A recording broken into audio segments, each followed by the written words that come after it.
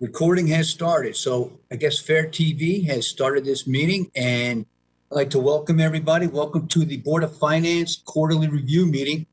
Tonight we will review our first quarter. So we'll call our meeting to order. If we can all please stand for the Pledge of Allegiance. I pledge allegiance to the flag of the United States of America and to the republic for which it stands, one nation, under God, indivisible, with liberty and justice for all. Okay, so welcome. This is the first time the Board of Finance has hosted a WebEx3 meeting, so the public can now see us on FairTV. So the suggestion was made that if you're not speaking, to put your computer on mute because the camera will follow the loudest noise. So this is the first time the public has seen us since last March.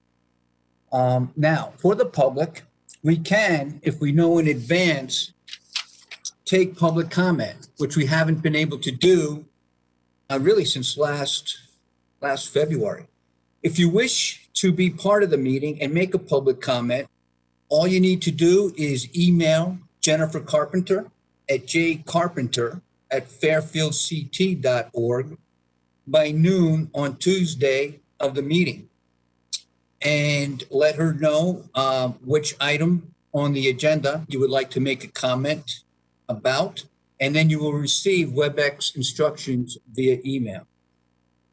Or you can also send your comments before or after the meeting to the following email, bof@fairfieldct.org. So welcome, everybody. Again, it's the first quarterly review meeting, and it really is a typical meeting agenda. We will review the current status of the town's pension and OPED funds. We'll then have a quarterly financial update from the Board of Ed and from the town. And then we'll hear, consider, and act upon any communications, and then we will adjourn. Any questions from the board? Okay, we'll move right along to item number 3, to review the current status of our town pension and OPED funds. And we welcome Ms. Carolyn Trabuca, who I think this is the first time you have presented to us, at least on a quarterly basis. So welcome, and we thank you for being here, and we'll turn it over to you. Great, thank you. Thank you very much. I want to just say thank you to our now departed chairman, Brian Vahey, and our vice chairman, Ken Brockfeld, who have termed out. And we will be meeting as a board next week to elect new officers. I'm kind of third in rank, if you will, I'm the secretary, so I'm delighted to be here tonight to give you the report. So we're talking about the September 30th quarter end results. The 9/30 results that you'll see, the performance results, reflect the 9/30 numbers for our equity and fixed income positions. But as you know, private equity and real estate are reported on a 3-month lag. Assets reported at the 9/30 quarter end were $406.5 million for pension, $56 million for OPED. That's up 4.71% for pension in the quarter, up 6.36% for OPEB in the quarter. They largely reflect, if you can put yourself back in time, remember we went through the COVID shock, the markets fell precipitously through the volatility, we've begun to make our way back. And so this largely represents kind of a catch back up post the COVID shock, and we're thrilled with the results. The allocation of assets on the pension side, we're 54.5% in equities, which is split 60-40 domestic to international. We're 33.8% invested in fixed income, which has a similar split 60-40 domestic international.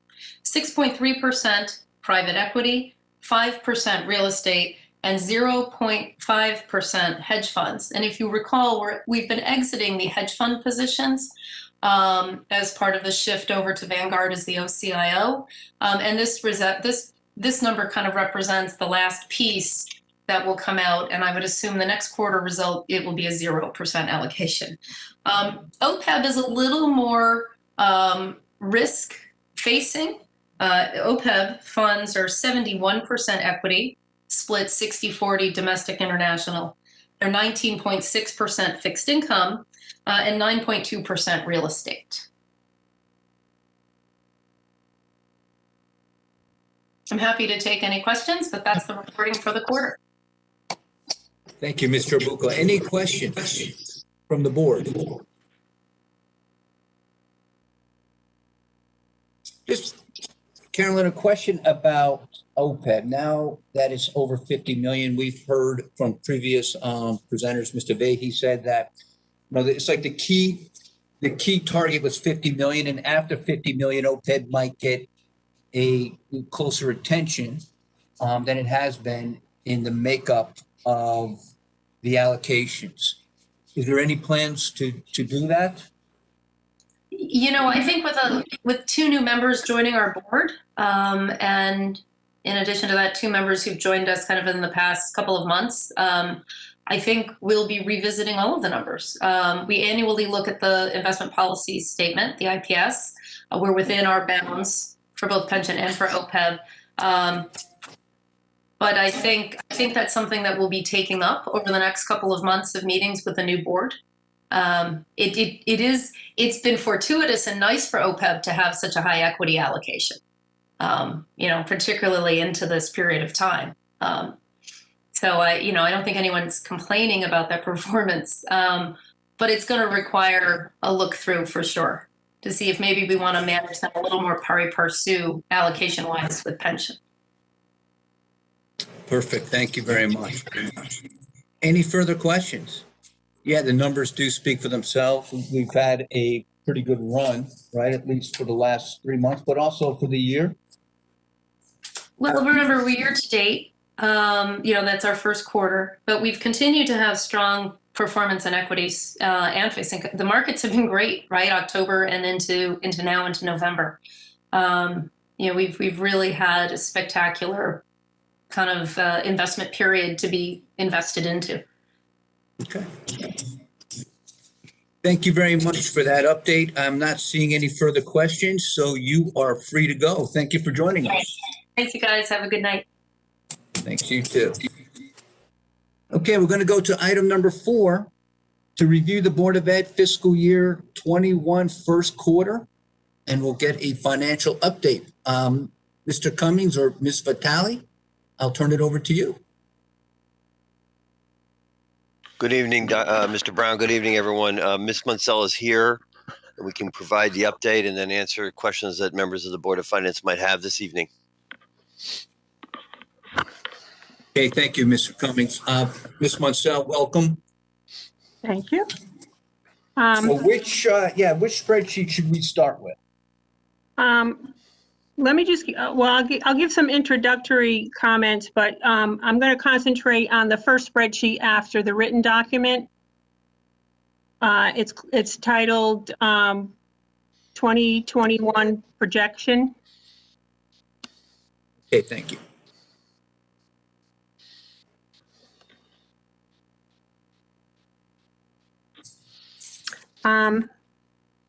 So first of all, please remember that this is only the first quarter, so it's preliminary with so much of the year ahead of us.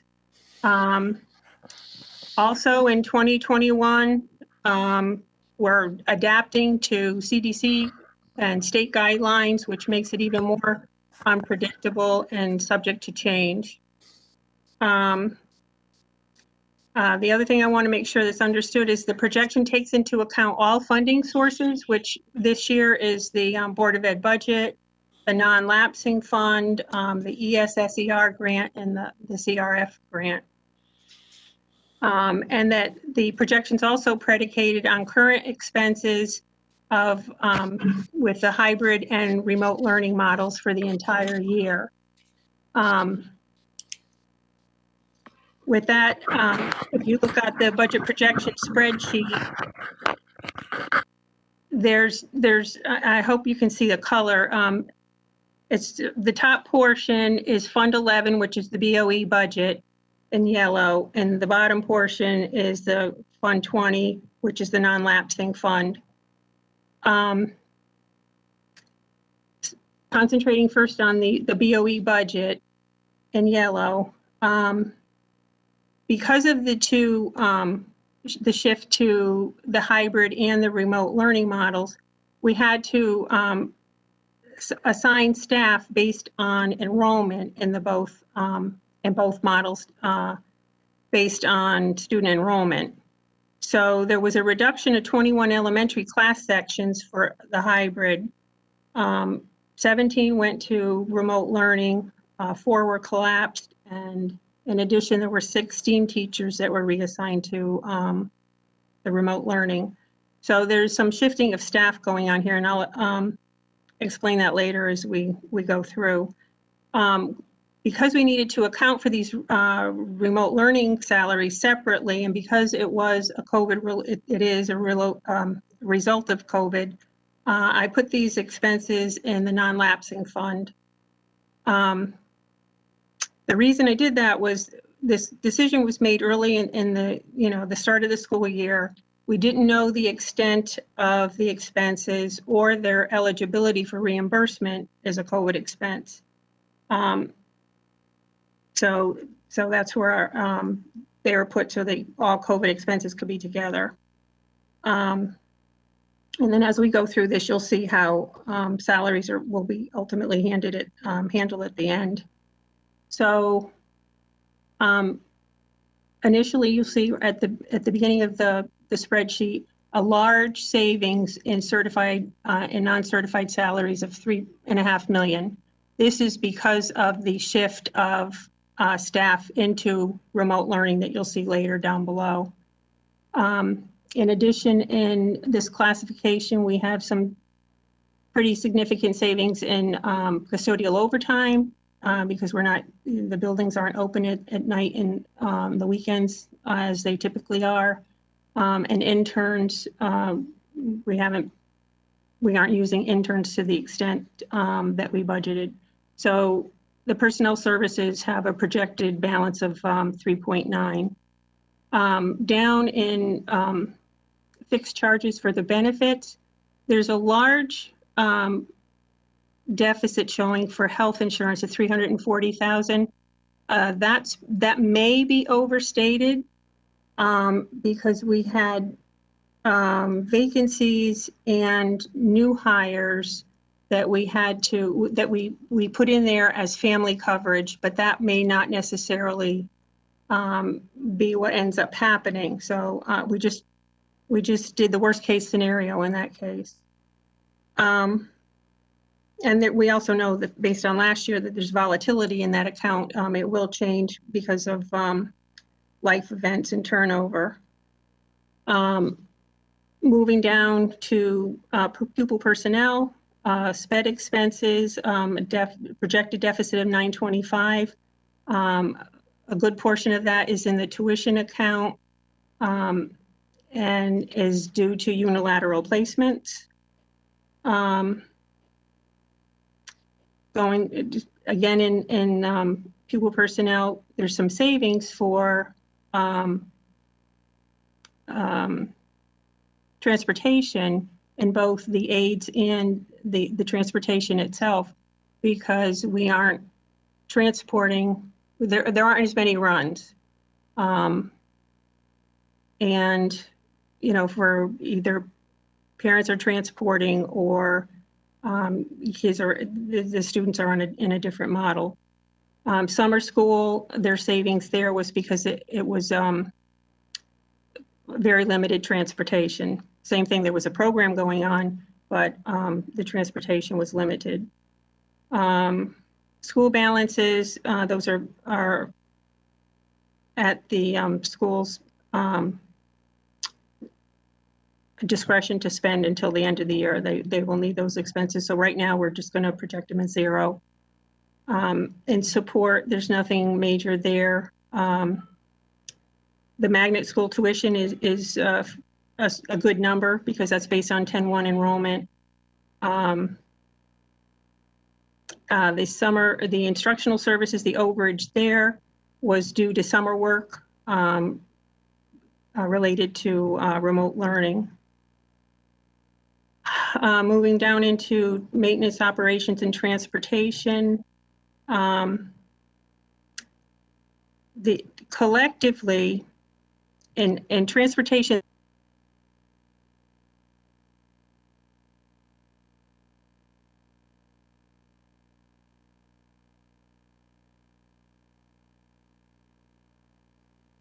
Is it me, or I think we just lost Ms. Munsell?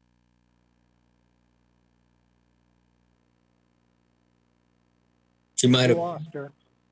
It's not. Okay, Mr. so Chairman. right, okay, so she lost connection, which has happened to me a few times through WebEx. So Mr. Cummings or Ms. Vitale or Mr. Peterson, does anybody want to take us through the spreadsheet, or do you want to wait a couple of minutes for her to be able to reconnect? I'm going to see if I can get her right now by text and ask her to connect back. Also, Mr. Brown, one of our, Dr. Parrish says she's waiting on host. Or Dr. Parrish, one of our executive directors, wasn't able to get in either. So let me see if I can get Miss Munsell. Okay, while you're doing that, I'll just ask Mr. Kelly, do you see her, or maybe she's connected to the wrong meeting, possibly? She was using this. I can send her the meeting number. I'll email it to her, just in case she has the wrong one. Thank you.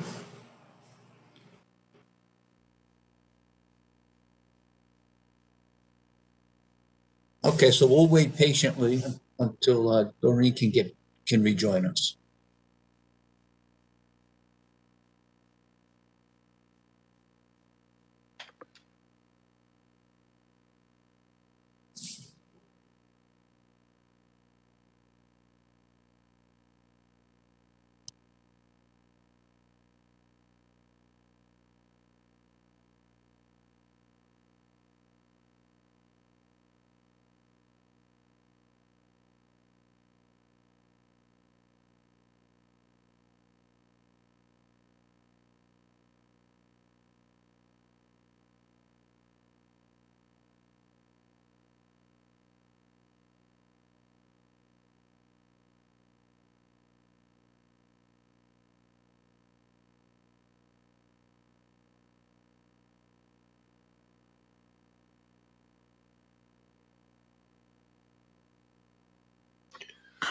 I just spoke with her. She's logging back in.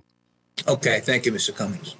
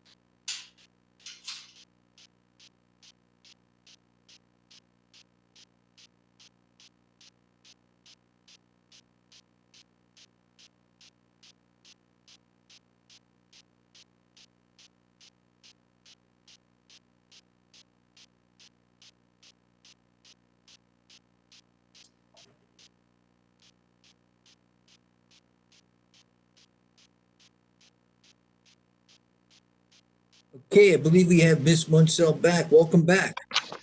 thanks. I didn't realize I was talking to myself. What's the last thing everybody remembers hearing? We were Looking at maintenance. Okay. Well, oh, wow, I had gotten a lot further than that. Okay. Transportation. I'll start with transportation. That sounds fine, thank you. Okay. We do have savings in transportation. We reduced a number of buses, but the additional cost of disinfecting the buses, we have some loss in pre-K revenue, and the fact that we did not take the discount, the prepayment discount this year, lowered those savings quite a bit. So this is the net savings from that. Mr. Papa George's department is showing a savings and maintenance service account. I don't remember the details. He'd have to respond to that if there's questions there. Equipment, we would like to use the money that's budgeted there for equipment because the schools are really in need of to use that that funding. So that brings us down to a $3.8 million savings right now in the Fund 11, which is the Board of Ed budget. Okay, so before we move on, Ms. Munsell, if you don't mind, I'll ask the board if they have any questions on the Board of Ed budget and Fund 11. Okay. Mr. DeWitt? Thank you, Mr. Chairman. Chris DeWitt. Mr. Mancusi knows what's coming. Overspent $925,000 in special education. I guess so Ms. Bunzel used a term I didn't know what it meant, which was unilateral replacement. Oh, sorry. Unilateral placements. Sorry, unilateral placement. Can you explain to me what that is? It's when parents unilaterally place students in private school, file for due process, and seek reimbursement from the district. So am I to understand that there's been an uptick? There has been from what was budgeted?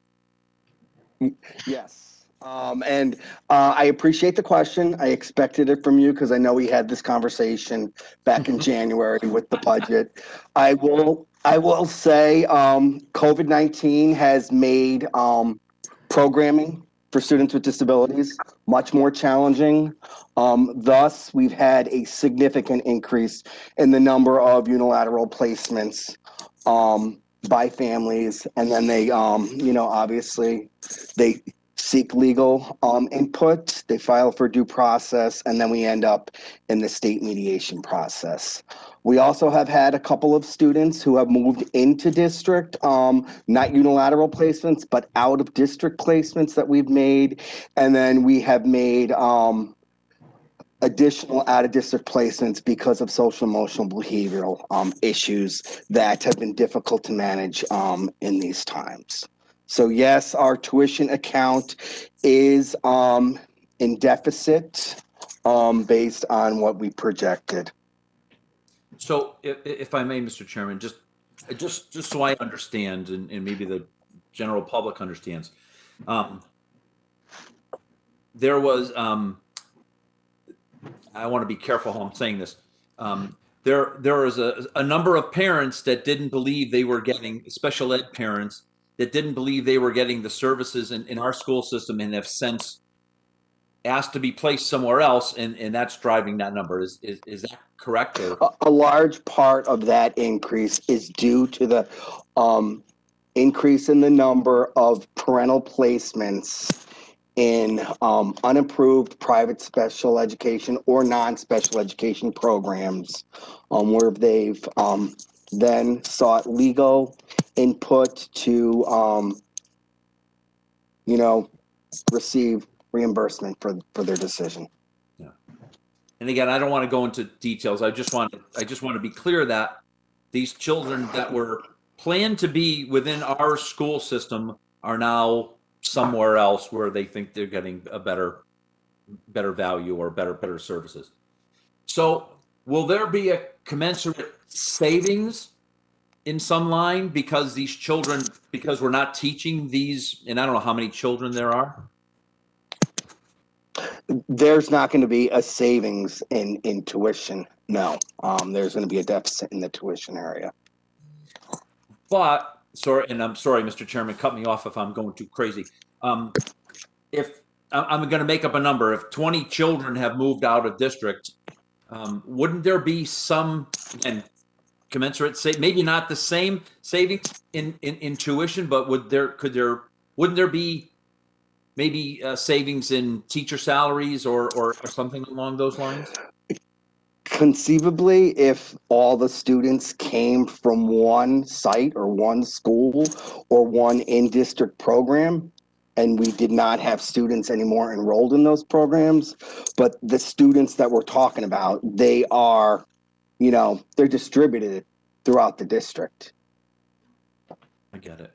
And I don't know if you can answer this, I totally understand, but how many were we talking about? How many children are we talking about to make up 900,000? Because that's a big number, right?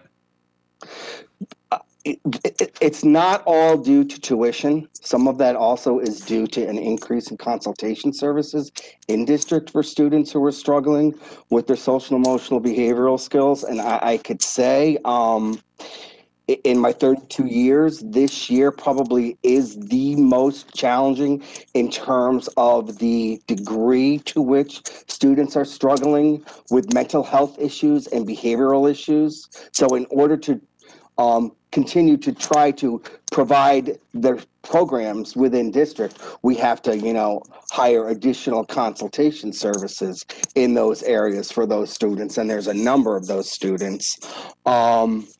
So not that $900,000 deficit is not 100% due to, tuitions. Okay. Well, thank you for that, Mr. Mancusi. All right. And just as a side note, I saw your email that went out to all the parents today, and I thought that was well done. Thank you for sharing that information with all of us. I appreciate that. Thank you, Mr. Chairman. Thank you, Mr. DeWitt. Any further questions from the board? Mr. Mitola? Thank you. Can you hear me? We can hear you. Right. Mr. Mancusi, did you say that the parental placements were unilateral parental placements, meaning that the parents on their own went and did that? Yes. So I take it then there's a process in place where we may not necessarily be on the hook for the entire tuition for some of these unilateral parental placements. Is that a fair statement? That's correct. Okay.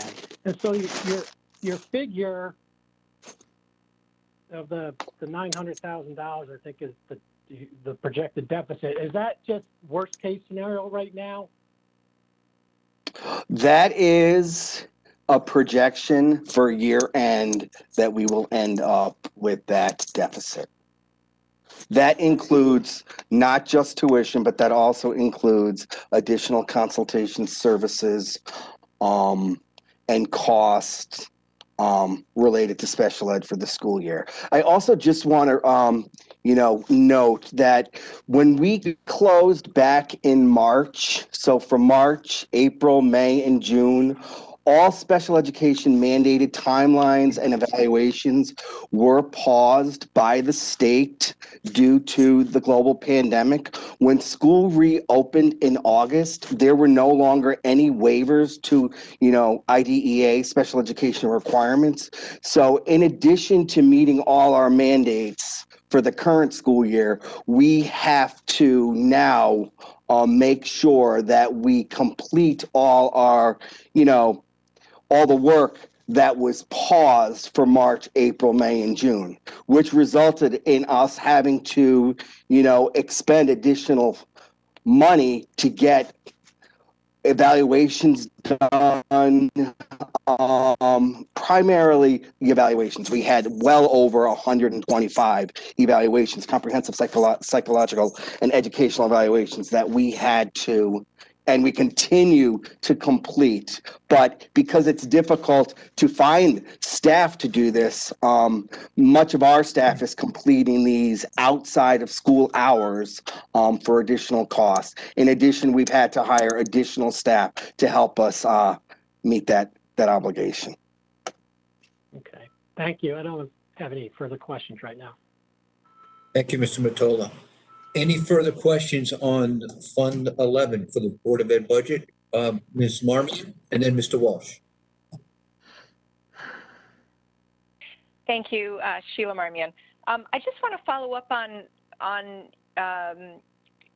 what you were saying in terms of additional consultation services. I know in-house we have at the various schools in-house psychologists, social workers, et cetera, who typically work with students.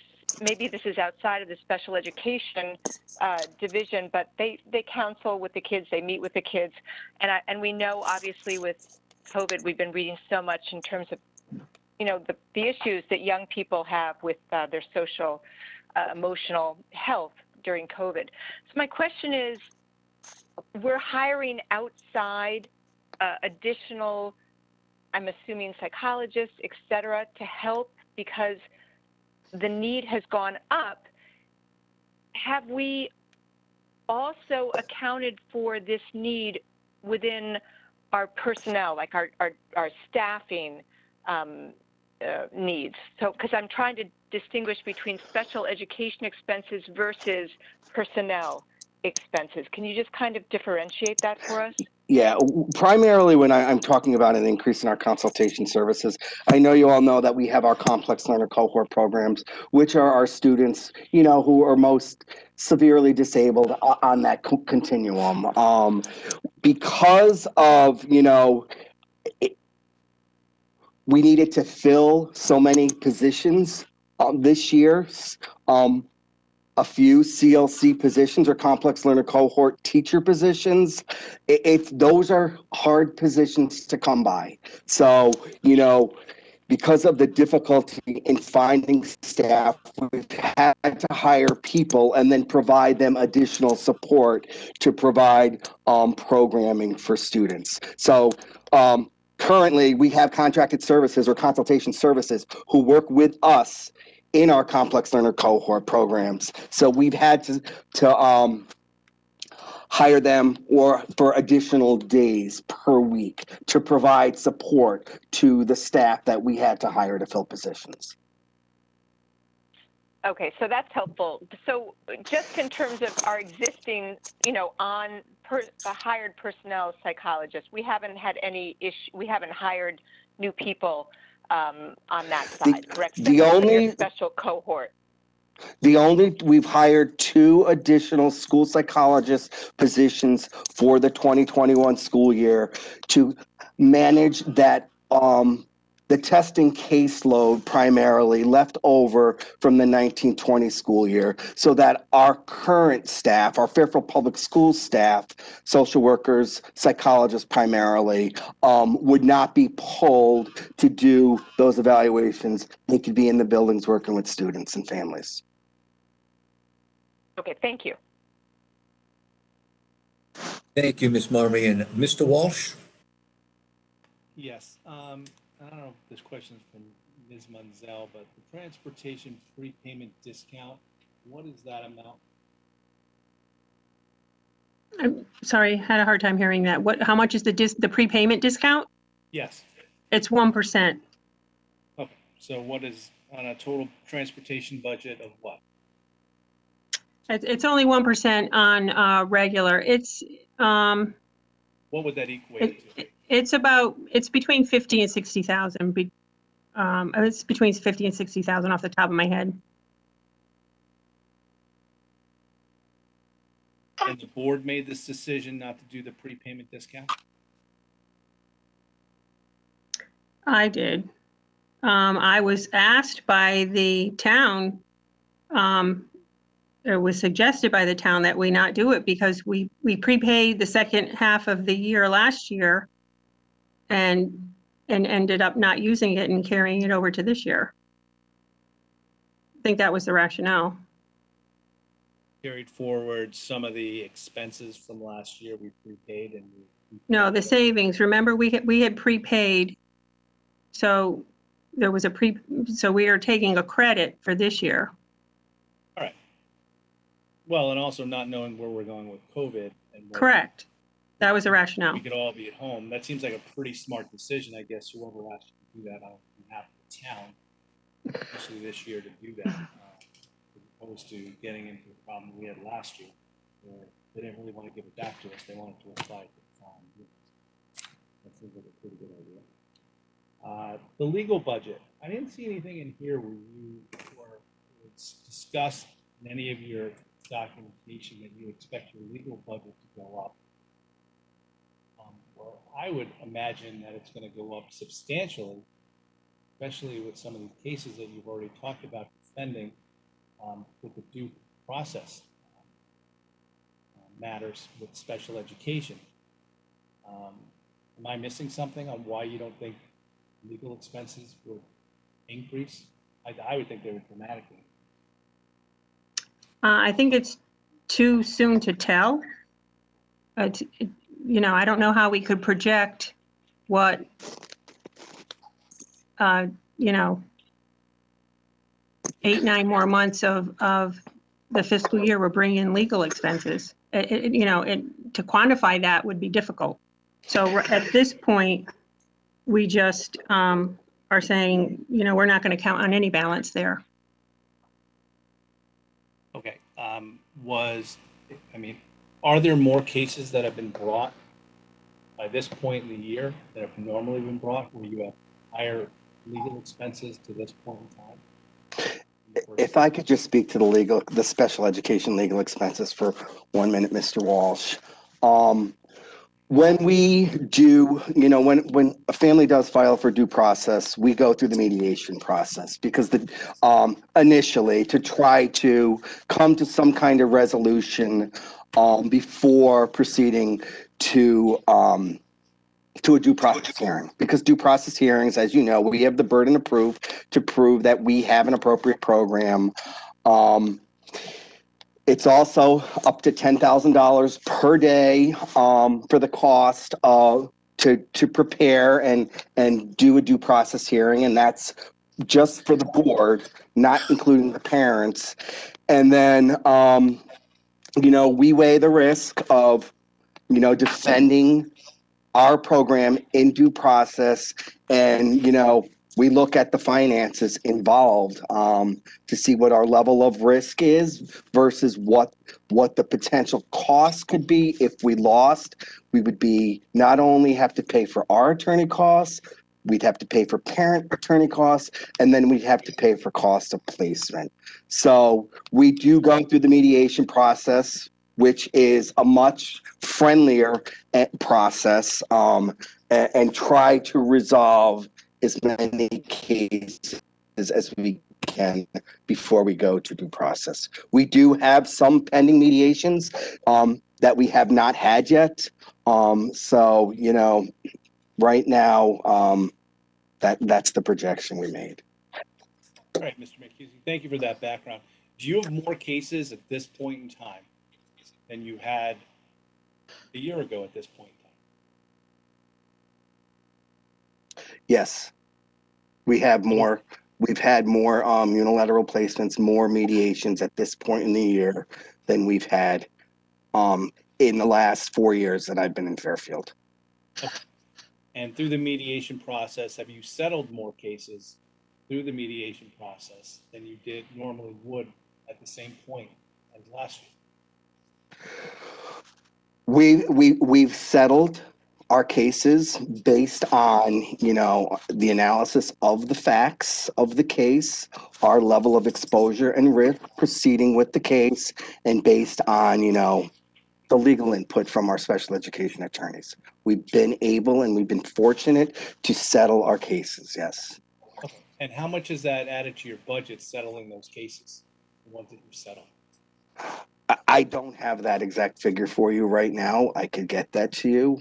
Okay, yeah, if you can get that to us, that'd be Are great. you asking for what the cost savings is based on settling cases in mediation versus defending them in due process?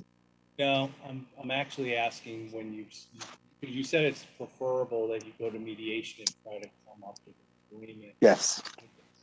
It's cheaper, but those cases that do settle come with a cost to your budgets, your budget. So the question is out of the matters that have settled, how much that is added to the budget? Okay, I can get that for you. Yeah, I know it's impossible for you to determine whether something settled versus if it went to trial because you never know whether you would have won that trial or not. So I understand why we're doing what we're doing. The question is trying to figure out how much additional burden the cases that have settled has added to your budget. I can get that figure for you. Okay. And in regard to the same questioning, are some of the cases from last year, are parents pursuing either mediation or due process hearings over failure to get services they felt they were Yes. entitled to last year?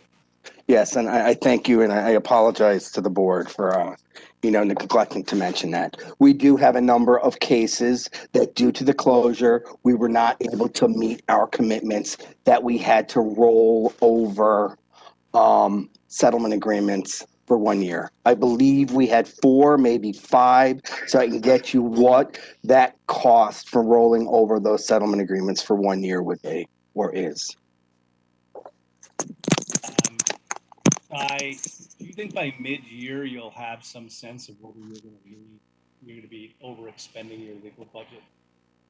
I'm sorry, The question I have is, I guess, I know it's impossible, it's first quarter, but by mid-year, are you going to have a better sense of where you are with whether your legal budget's going to be? Yes. Yes. And I can speak to the legal budget. That's something that I oversee, not Mr. Mancusi directly, though we do work closely on it. Since Mr. Mancusi and I started, this is our 4th year, we've seen fairly significant savings in the legal budget every year. We budgeted a little extra this year because we thought, well, with teacher negotiations in this year, we might need something else. So we did have a slight increase this year to our past years, but at this point, I don't want to jinx it, but at this point, it does not look like we will be significantly over what we did budget. Is some of those expense savings that you, Mr. McKenzie, can see, Ms. Deasy, have to do with more of a sense of trying to settle cases before they get into full-blown due process hearings? Sorry, I'm having a hard time hearing you, Mr. Walsh. I heard him. Generally, yes. We generally know the hearing officers that we're talking about. We know the facts of our case. We know our exposure, our risk. We know what the potential financial liability to the district could be, and we make our decisions based on that. We do try to settle cases. It preserves the relationship with the family and the district. Particularly for students who are young, that is really important because we have longstanding relationships with our families that we want to maintain. And I'm not sure who the best to answer the following question is, but I appreciate, first of all, let me thank you, Mr. McKenzie, for that summary and Ms. Deasy for following up, but it's going to be an area I'd like to follow up on at the mid-year second quarter meeting, so if we can be prepared to talk about that at that meeting. Great. But in regard to testing, you mentioned that there's been more special ed testing for about the number I heard was at least 100 students. That cost some extra money. For the non-special education students, has there been testing to see where they are at their level from having the distance learning the end of last year because of COVID? Does somebody else want to answer that about testing non-special ed students?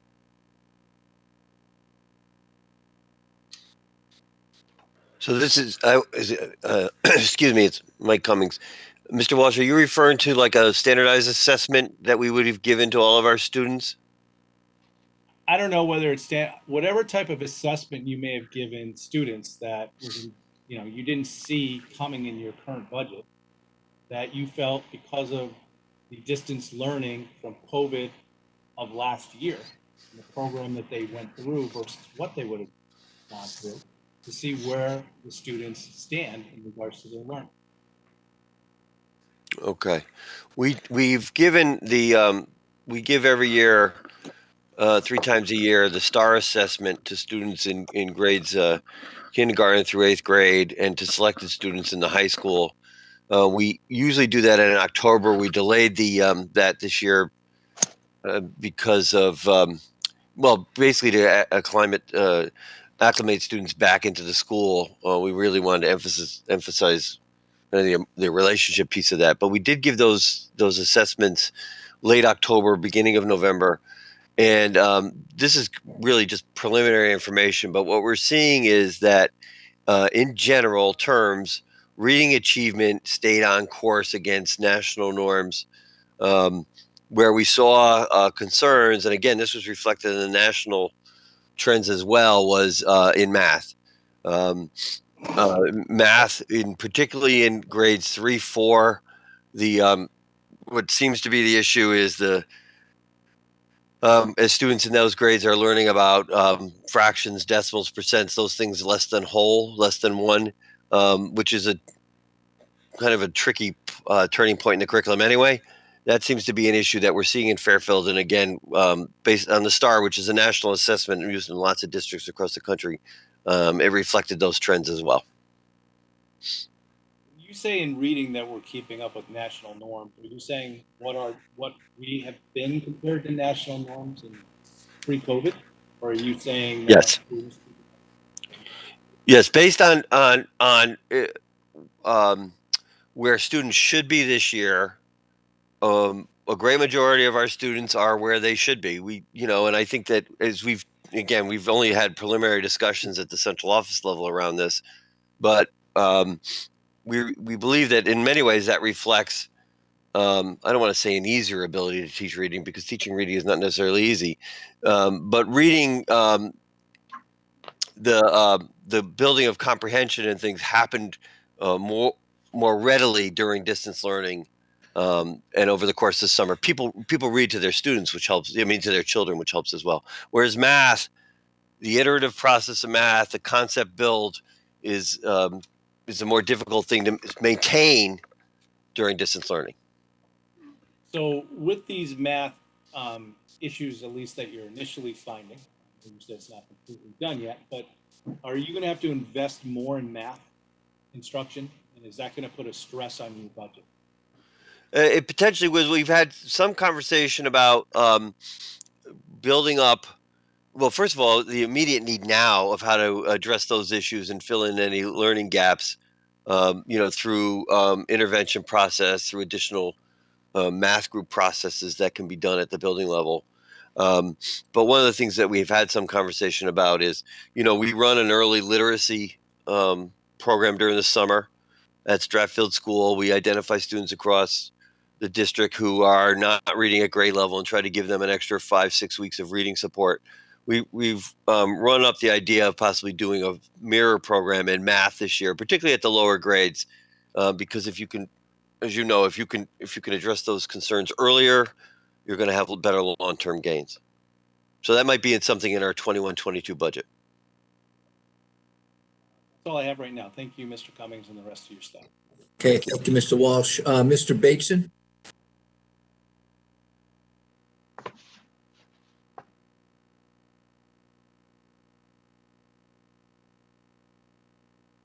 Yeah, thanks, Jim. Can you hear me? We can hear you.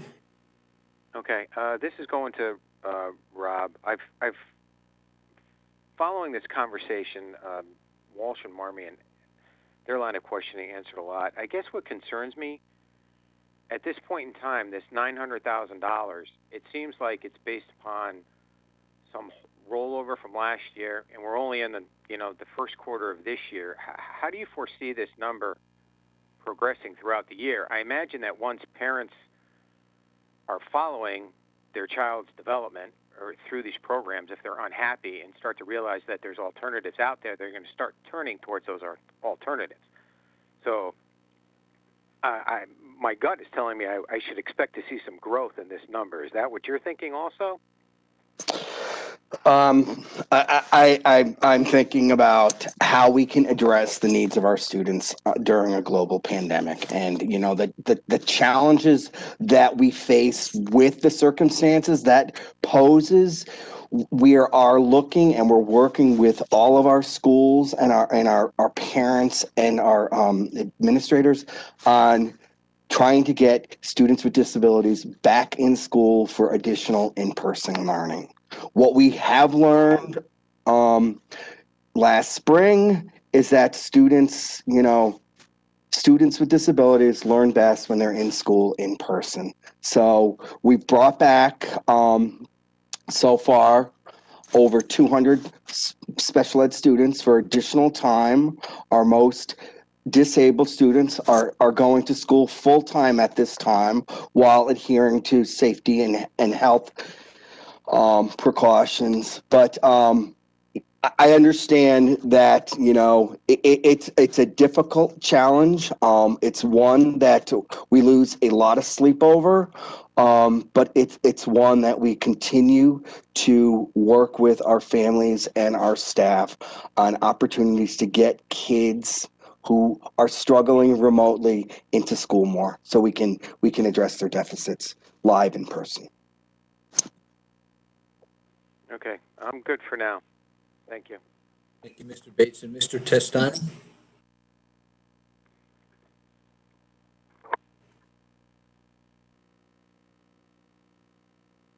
Sorry, can you hear me? We can hear you. Yeah, Beck Testani, thank you. Just to follow up on Mr. Walsh's question, I guess this is for the board in general. And it sort of gets to what Mr. Mancusi was just alluding to. I was just curious as to what the latest is with regard to having the students return full-time.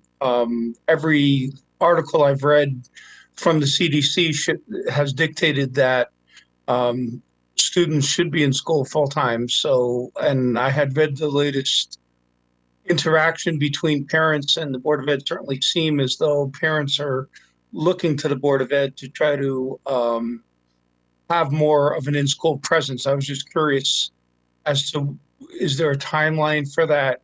What's the planned procedure for December, January, and what's the latest board conclusion?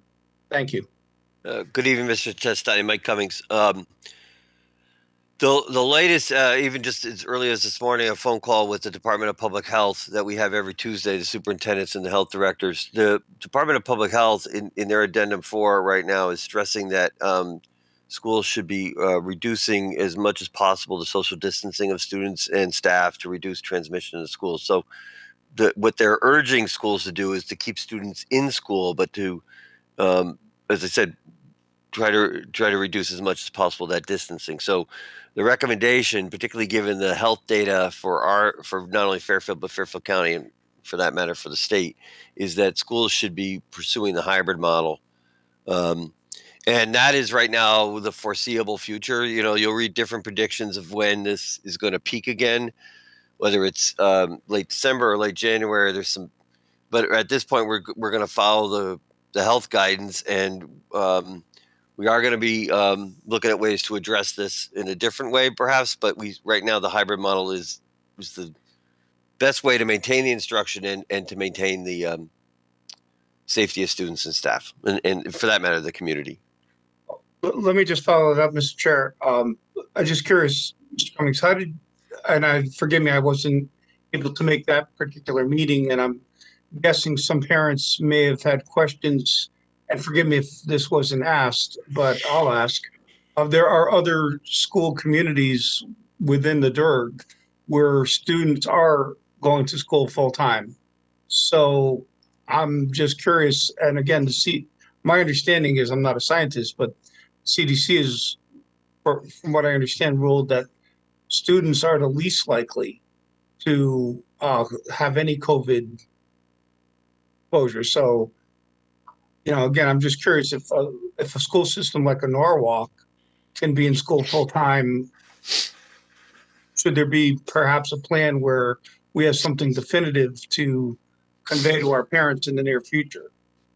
Well, we do have a plan, and it's available on the website. And we're going to be, meeting with the board. We have a planned meeting with the board on Monday night, the 30th, to talk about that further.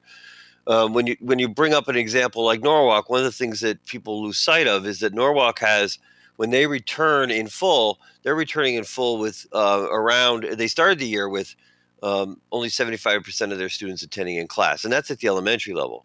So we would be coming back with more than 90%. And when you have 75% in class, it's I wouldn't say it's far easier, but it is more easy to maintain the distancing that's necessary. When you have 90%, particularly in some of our classrooms, that becomes more difficult.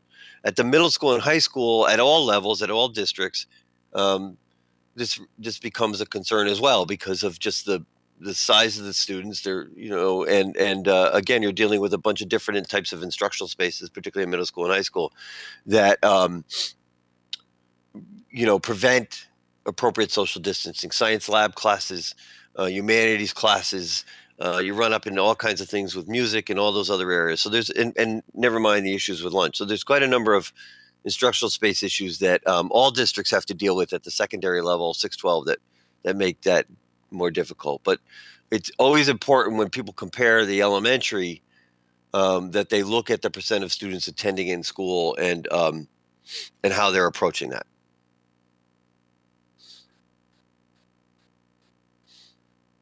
Great, thank you.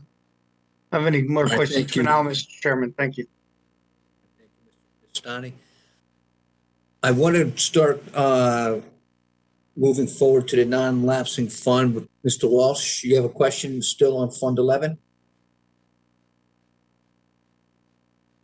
Yeah, I don't know, Mr. Brown, you can tell me when you want to do it, but we received, based on our September 15th request, Mr. Peterson followed up with some emails dated November 18th, and I think it was November 19th, 17th and 18th, I think, regarding the questions I had asked in regards to stay-at-home people who just either were staying at home to learn or were going to private schools. And I don't know when you think the proper time to discuss that is, or you want to make it its own night. I'm willing to do either one. Well, if the question can be answered at this point, we might as well address it right now before we move on to the non-lapsing account. Can someone address Mr. Walsh's question, please? So to get into the question, if you can explain to me, I guess the numbers that were as of October 23rd, 20 compared to, and I want to thank Dr. Parrish for putting together a new matrix on this. So thank you, Dr. Parrish, for doing that. So there's a new matrix, and how these numbers tie out between one matrix and the other, because on one, the newest one, it seems to say that we've had 376 students who have left the public schools since July 1st. And then on the original one, it was a bit different. I don't think it was 376. It was a different number. Is somebody here who can address that? Jim, is that in our backup? No, it was something that, it was a document that we received by Mr. Peterson. Mr. Walsh. Look at it. I don't know what you're talking about. I don't have it. Okay, so, all right, let's first, hold on. Let's try to avoid just calling out. So due to the fact that not everybody has that document and there's some confusion on the board, if you could just address it quickly, and then maybe Mr. Walsh will look at this at another night. That's fine. We can deal with it in December 1st meeting if you want.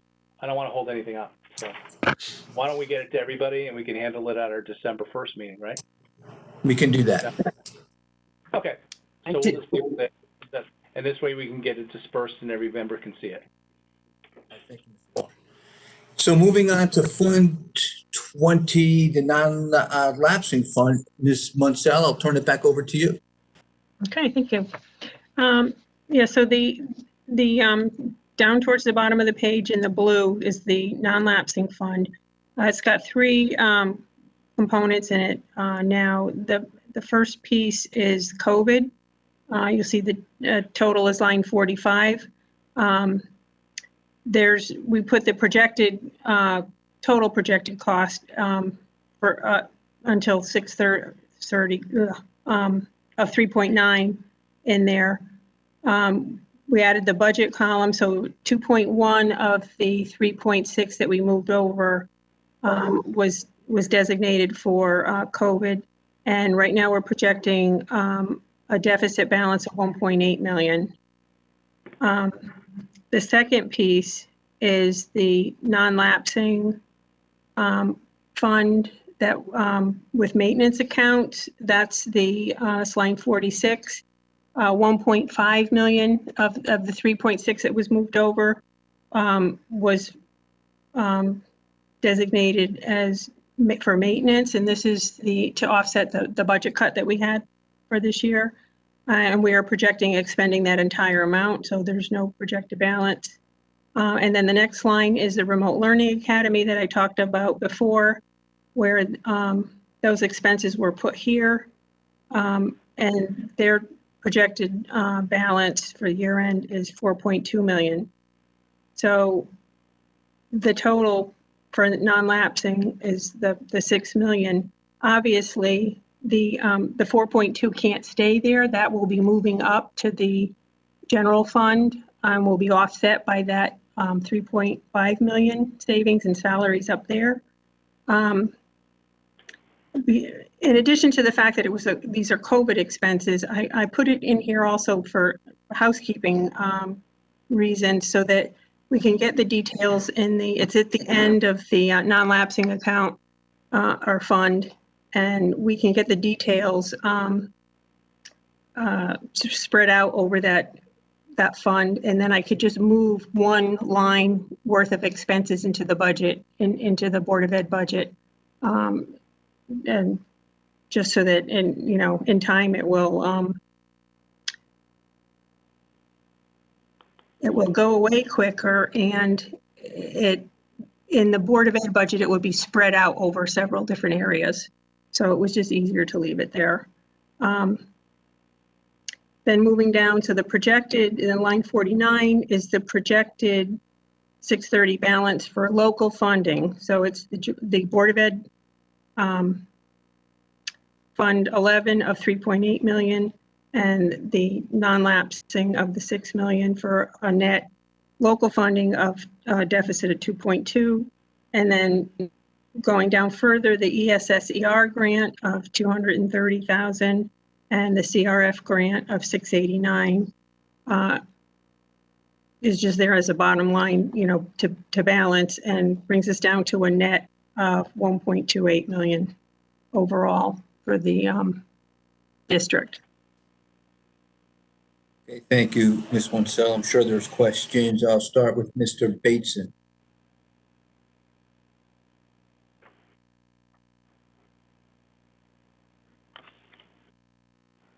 Can't hear you yet, Ed. Yeah, thanks, Jim. I want to get acquainted with this Remote Learning Academy. It looks like this number, the 4.2 million in staffing. I see where the 3.5 is getting transferred from up above. Oh, what do we have in the staffing there? I read somewhere it was 16 teachers and some STEAM teachers, 6 STEAM teachers. Well, do we have any admin in this number? In the Remote Learning Academy, yes, there's one. And what is that? Is that a principal? What is that? Yes. Is that a principal we hired, or is that somebody that is we hired a principal for RLI? Yes. Mr. Brown, if Okay. I may, the backup tonight. The page 20 of our backup lists that material.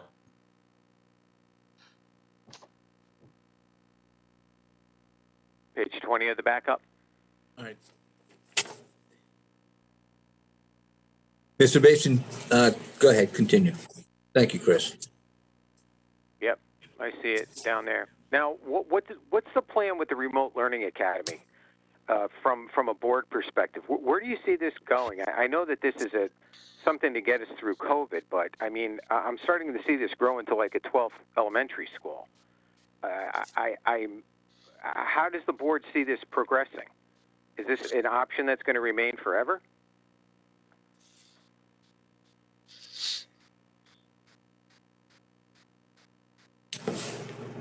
I'm not sure if anyone else wants to take this, but it's important to remember that the remote option is something that we're required by the state to offer for this year.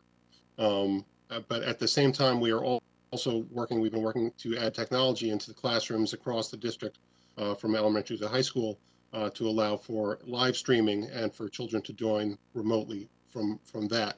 So, Mike can answer the question about whether he's preparing a budget for 21-22 involving the RLA. I believe the answer to that question is no.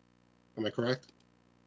That is correct. This would be the one and only year for the RLA, God willing, with the pandemic. Absolutely. Okay, so when I see certified salaries, it looks like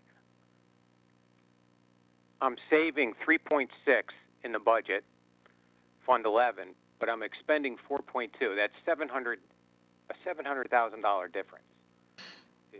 Why a significant difference in staffing? I would expect it to be equal, or somewhat equal, minus the principal.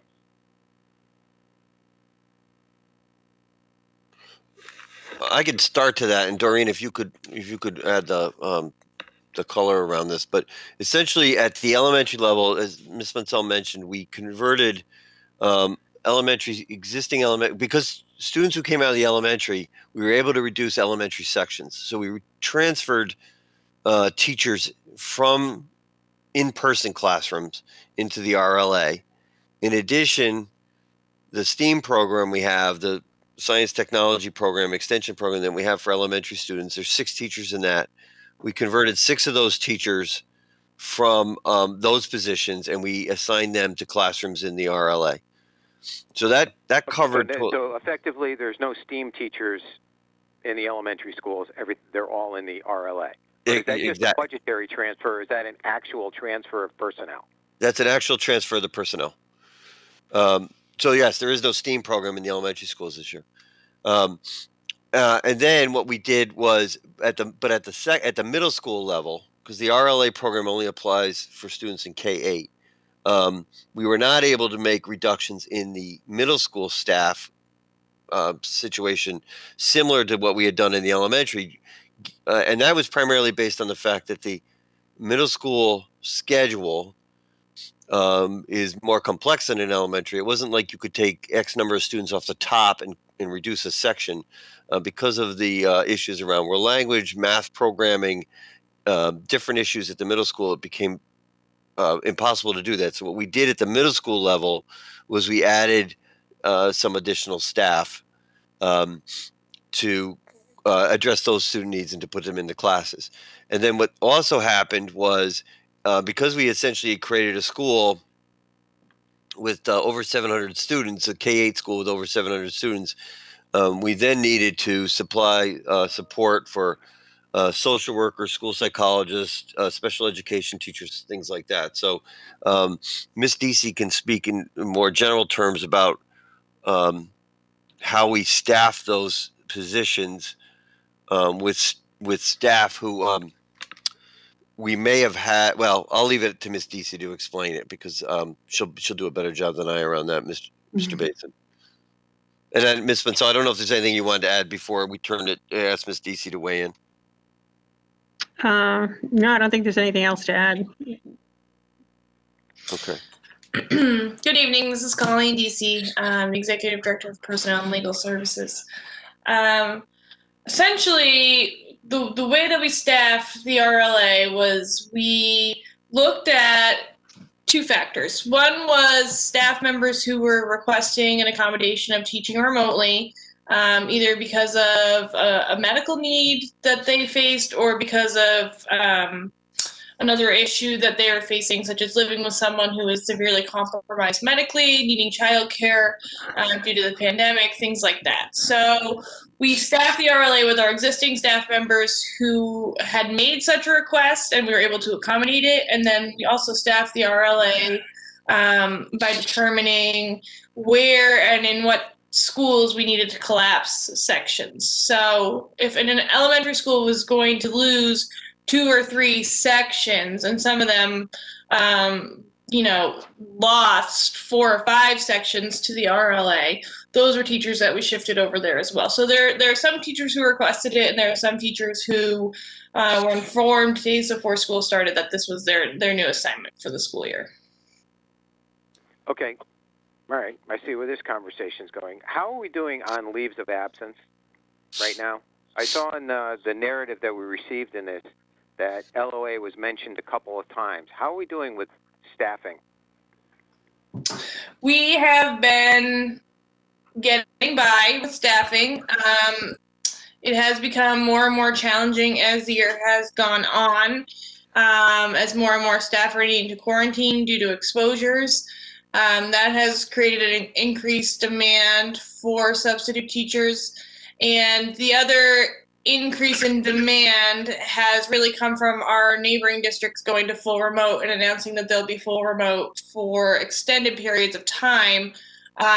Shelton, Trumbull, our other neighbors have moved to that model, and in doing so have impacted a great number of teachers in terms of their ability to find childcare for their younger children. So it is becoming an increasing issue for us at this point.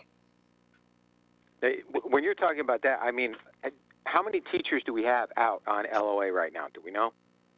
On a leave of absence, I don't have that number in this moment. Okay, could you get that to us? Yes, but I don't think that that's going to reflect necessarily the fluid nature of people who are scrambling to find childcare, people who are placed on quarantine. Those are not people who are necessarily on a leave of absence. And many of them at this point are also working remotely into a classroom, so they're not technically on a leave. How are we paying for this? The leaves of absence. I mean, I only see $4,000 projected in substitutes. Did we over budget in substitutes this year, or how are we funding this? I'm not sure which line you're referring to. If I have a teacher out on an LOA, I imagine we're still paying them, so I have to bring somebody in to cover them. I would imagine that that's going to hit the budget somewhere. And I'm not seeing a significant number. It would come out of the substitute line of the budget. There are several different substitute lines. Okay, and then as of your first quarter, you're saying that we're going to have a projected overage in that. So we're saving money in there. Colleen, I'm not seeing a problem. Mm-hmm. you see that it's line 2 of Doreen's report. Which page are you on? Because I scrolled down to 20 to look at the RL. It's page 15. I'm sorry, 15. Okay. Now, one of the purposes for separating these costs, are we anticipating that certain a good portion of these costs are going to be picked up? Yeah. Grants or something? Is there something out there that we expect to see? Not at this point, not that I'm aware of. Other than the two mentioned here. How does the board? Maybe I'll direct this to the board. How does the board feel about the STEAM teachers being not in the elementary schools and in the RLA from a parity standpoint? Is that something that concerns them? Well, I think that you need, Christine Vitale, Chair of the Board of Education. I think that we need to appreciate that when you're working with cohorting in the elementary schools, our specials teachers are not, and STEAM is in a way a specials teacher, are not going to each individual class just to limit exposure. So if the STEAM teachers were in the buildings, it would be a challenge to deliver instruction. in those models.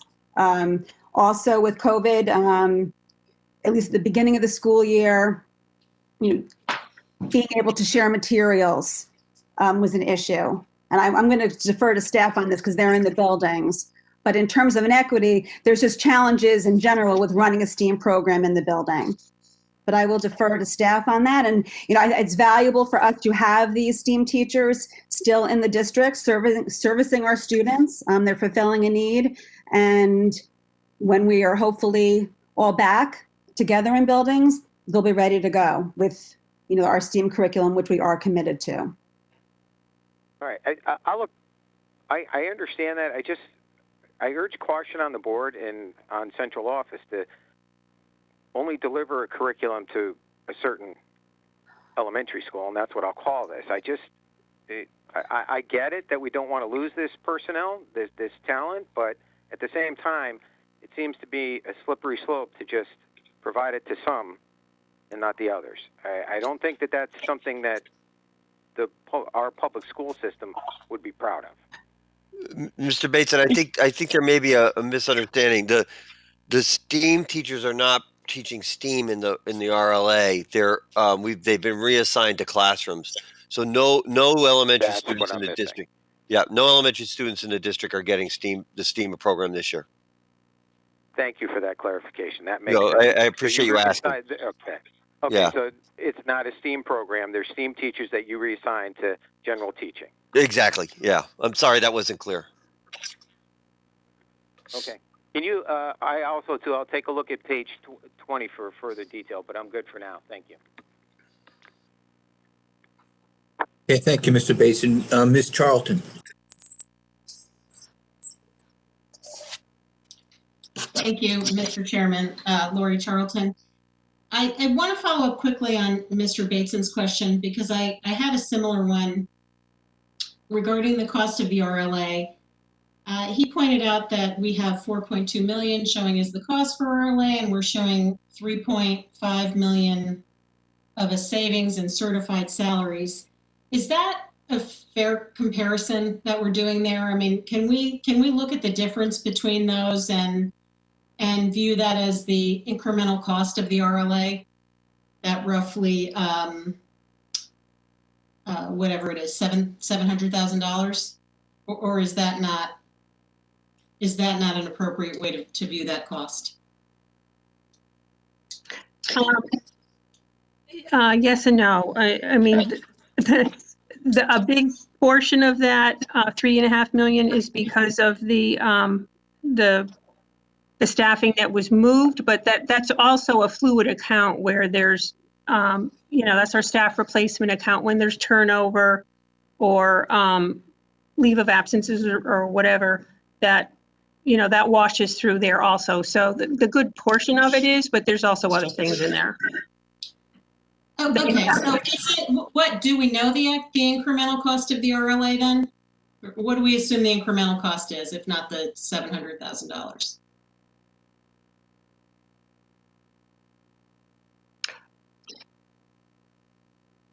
I think the best way I don't think we need to get exact. I was just wondering if that's a good proxy. Is that roughly what we're talking about? That's roughly. Okay. The only way we could do it, the best way we could do it. Okay. My next question, if I could, you said at the beginning, Ms. Munsell, that the basis for these projections was that we would be in a hybrid and remote learning model for the full year. Is that accurate? Yes, the one caveat is that we when we were working on returning to full in-person, as we were working on the projection and the transportation includes 5 days a week for everybody as of January, because that's what the plan was when we were trying to go back in totally in person. So so the basis of the projections is hybrid and remote, but there's an additional cost for transportation starting in January. And how much is that, I guess? No, there were savings for this half of the year because of the Wednesdays that the secondary doesn't go. Got it. So that was included in the projection, but we also, in preparation for returning full in-person, just chose an arbitrary, easy date of once, the holidays were over, the beginning of next year of full in-person transportation. So how does that affect your projections? If this were a reflection of hybrid and remote for the whole year, including transportation costs in a hybrid model, what difference would that make to the bottom line that you have here? The only difference is the Wednesdays. So if we were to go back full in person in January, this would be an accurate number. Right, and if we stay in hybrid, does it reduce it or increase it, and by what amount? That's what I'm trying to understand. If we stay in hybrid for an entire year, as we currently are, it would reduce it by 1 day a week for the secondary, and that would take some calculating. Okay, so we would have some savings from versus this 1.2 million that you have here. Yeah, and it wouldn't be significant. Okay, and thank you for that. And just, Mr. Chair, if I could just ask one more question. I know that there was a plan to go back full time, which you pulled back on because of the health data. And I assume that there was some money spent to accommodate that full-time plan, whether it be, well, I don't know what it was, if it was plexiglass, if it was technology, et cetera. Are there scenarios where the budget, the $1.2 million deficit could increase depending on a change in the learning model? So if we were to go back full time, would there be additional investment required in any area? Or if we go full remote, would there be additional investment required in any area? And I guess bottom line, what I'm trying to understand is we have the projection here, negative variance against the budget of $1.28 million. So in your mind, what's the risk in that? Are there scenarios that could cause that to be significantly higher because of a change in the learning model and the requirements to support it? I'll take I'll begin this, and Doreen, again, if you or anybody else wants to weigh in after me, please do. But I would say the PPE that we've purchased, there's going to be obviously an ongoing cost for PPE. As we masks and disposables and those types of things. But the plexiglass that we've purchased, there's probably some continuing costs with that, because as we reorient some learning spaces, as students come back, as we think about trying to bring more students back, even as Mr. Mancusi's talking about trying to bring more special ed students back, there may be some additional plexiglass needs in some of those smaller classrooms, some of those instructional spaces. I don't imagine those would be great, but I could see some of that happening. We have bought the trifold barriers for the elementary. Those have been purchased. We do believe that we'll be purchasing those for the secondary level as well, as we try to increase the number of students in the classroom. So that would be an additional cost that would go up. But in terms of the technology, we pretty much have finalized the purchases for the classroom spaces that would allow flexibility no matter how many students are in the classroom. If it's, the 50%, or it rises even to closer to 100. And I'm hesitant to say 100 only because, as Mr. Peterson said earlier, there will be students we have to continue to provide a remote learning option for students. So as we get as close to 100% as possible, the technology is going to be in place no matter what happens, to be able to support variances in the number of students in the classroom. I would imagine other things like continuing professional learning for staff will be primarily continue to be in-house with no additional costs. Ms. Mansell already talked about the transportation. So I think that the biggest change would be really around PPE and those types of things right now. I think that would be it, because we've tried to establish a base to move forward from, and unless there's a change in kind of guidance or something that is imposed on us, I feel pretty confident about where we are right now. But if any of the executive directors want to correct me, go right ahead. Okay, no, thank you for that. So it sounds like the risk here is that we might need additional PPE, maybe some additional plexiglass, trifold barrier, things like that. But that doesn't sound to me like it would be, in terms of order of magnitude, Right. And anything that's really material. So this $1.2 million that we're looking at is not, it's not a number that could double, for example. No, I don't think so. All right. Now, yeah, I think the last time we met, we were sort of, we got the impression that we were kind of in the great unknown, and there was, we really didn't know what was going to be hitting us. So we feel pretty good about this number. And in fact, we may even have a little bit of cushion in this number if, depending on transportation and how that shakes out if we stay in hybrid. So that was all I had. Thank you. You're welcome. Okay, thank you, Ms. Charlton. Ms. Vitale. I just want to clarify for hybrid, the hybrid model could change. So some of the transportation savings we're seeing in the current hybrid model might go away, even though we're in a hybrid model that maybe has kids in a shorter day, but on Wednesday. Just putting it out there. And the other thing that I would just add, which was brought up, the substitute cost, which has some variability depending on whether or not we need to quarantine staff or if people get sick. Thank you. Thank you. Thank you, Ms. Vitale. Mr. Walsh. Mr. Cummings, with President-elect Biden's dark winter that's coming, do you feel pretty good that we're going to be in school learning in January, like full time, 100%? Because all the stuff you hear goes against that. Mr. Walsh, I don't know. I mean, I've been trying to follow the media, all aspects of the media as much as possible on this, and I will tell you, even the DPH call this morning, which we follow, and talking with the state epidemiologist. I think that January post New Year's, that vacation week, is an unknown even to them. I think there's a desire. You've heard the governor say there's a desire to keep students in school, but I think the two things: the spread of the virus and that issue, and then also, as Ms. Deasy alluded to, the ability to maintain staffing, not only in Fairfield, but I think in school districts across the state, is put that idea at risk.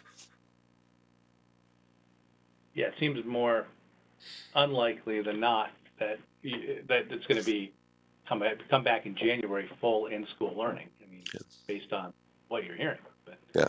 All right. My next question is, both you and Mr. Peterson both discussed technology that you're putting in the classrooms. Could you discuss what that technology is? Are you talking about putting a camera in every single classroom for the school district? Thank you. I will have Dr. Parrish. Dr. Parrish has been responsible for putting that work together with our teachers, so I'd ask her to weigh in on this.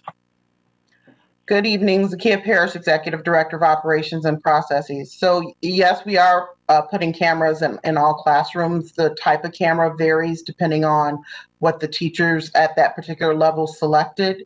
The high school team has had the cameras in their classrooms since pretty much the beginning of the year.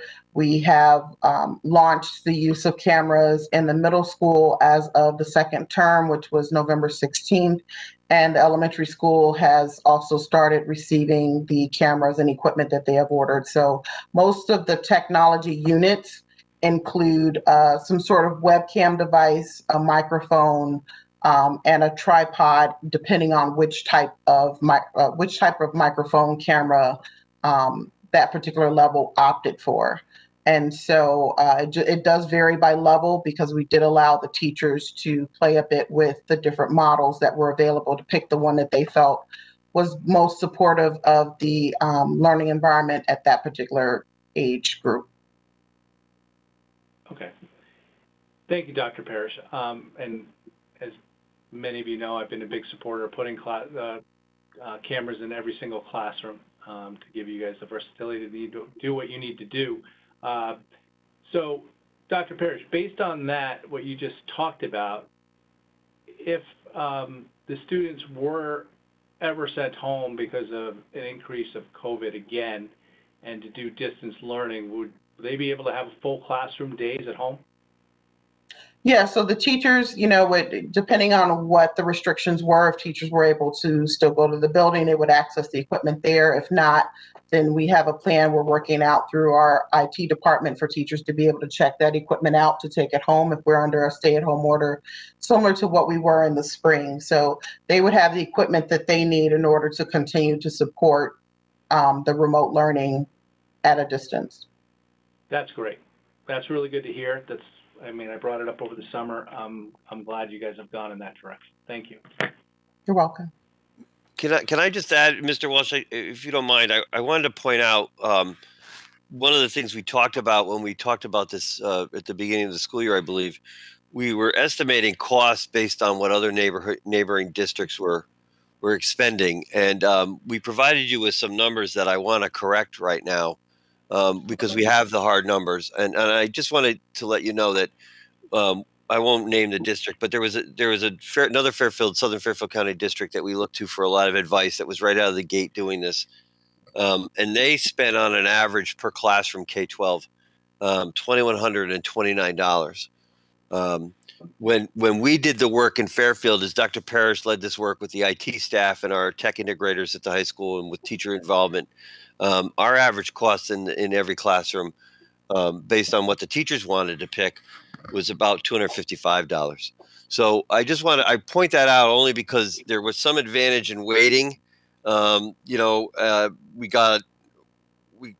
saved money, but I also think in the long run, the teachers identified the minimum of what they needed to do a good job. And so we're hopeful that this will also translate into better use for both students and staff. Well, that's great news, and kudos to your staff, Dr. Parrish, and all the teachers that participate in that. I mean, that's a dramatic change. It's like slightly above 10% of what that other district had. I told you, Mr. Cummings, I would support a bond for that, but I mean, maybe you don't need that. I guess maybe you have the funds in your budget to be able to do that because you've been doing it, I guess.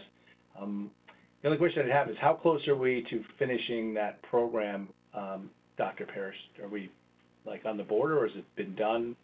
All the equipment been purchased? So all the equipment has been purchased. Most of it has been received. I think there are still a couple of outstanding USB extender cables that are on back order and a few second monitors that teachers have requested in support of the tech units that they have. But for the most part, across all levels, the materials have been received and distributed to the schools. Okay. Has that caused the budget and technology to go over, or are you able to do it within your budget? So the purchases that we made in support of this were put under the COVID accounts. I believe Ms. Munsell can speak to specifically where they were allocated, but we did not, of course, budget for this during the budgeting process last year. So we have extracted those dollars out and specifically identified them in the COVID as COVID expenses. Great. So Ms. Munsell, is that the $680,000 of technology deficit I'm seeing down below Yes. under the non-lapsing fund? Yes. So that's all technology to put classrooms, to put cameras in classrooms and the technology needed to support it? That's not the only thing there. I'm sure there's other things there. I don't know the breakdown, but that is in there. It's included in that number. All right. We can get that for you, Mr. Walsh. We can get the breakout of that. Great. Sure.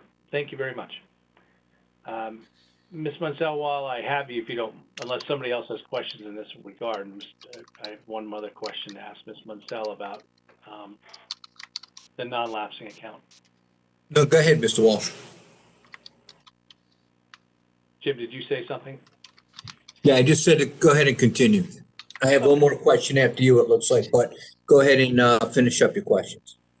Ms. Munsell, the deficit in the high school sports, it just caught my eye. What is that for? Because I thought there would have been savings in the high school sport line because there was no football season, which seems to be a large driver of expenses. Where are you? What number are you referring to? I'm under the COVID, the non-lapsing account. It says HS Sports, and then there's a parenthesis around 901. I think it's $901. But I'm questioning why that's a deficit in that account, correct? High school sports. Yes, that was the purchase of helmet masks, and I think even, well, for football, and they may not have had a typical football season. They did do activities where they needed the masks. They participated in that 7-on-7 kind of a passing league, and that was an addition to the. They wore their helmets, minimal equipment, but they did wear their helmets, and then this was a something that added to the helmet to reduce, essentially transmission on the field. Okay, so we supported that 7-on-7. That's correct. District did? Okay, great.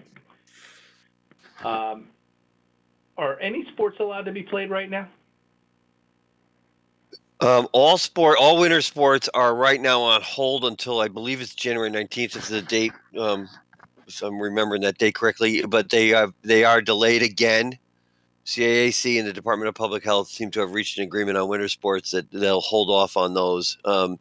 And we're working right now to establish if any type of conditioning activities can be done and how they're going to be able to be done safely. Okay. So will there be savings with the sports program since they're canceling basically all winter sports? We would suspect so. That season was supposed to begin. Well, it would have already begun with, I should say that it would begin right after Thanksgiving. It was moved back to December 7th, and now with another additional 6-week delay, that's certainly going to impact, game fees, transportation, those types of costs. Absolutely. All right. Are we responsible for paying the coaches and things like that, even though the season's been canceled? I'm going to check with Ms. Deasy. I believe that's something that she can answer. Yes. At this point, the coaches are working to work with the students. They're giving them conditioning drills. They're having virtual meetings. So even though the sports themselves are not scheduled to start until January, they are working, and so we are paying them. Okay. So if they're canceled at some point, do we pay them on a weekly basis, or is that a stipend we write them one check at the beginning of the season and we boss them? It would be if this was canceled or if spring sports were canceled, we have an agreement with the union that it would be on a prorated basis. Okay, thank you. That's all I have, Mr. Brown. Thank you. Okay, thank you, Mr. Walsh. Mr. Bateson? Thanks, Jim. It was asked and answered. Okay, thank you, Mr. Bateson. Are there any further questions for the Board of Ed?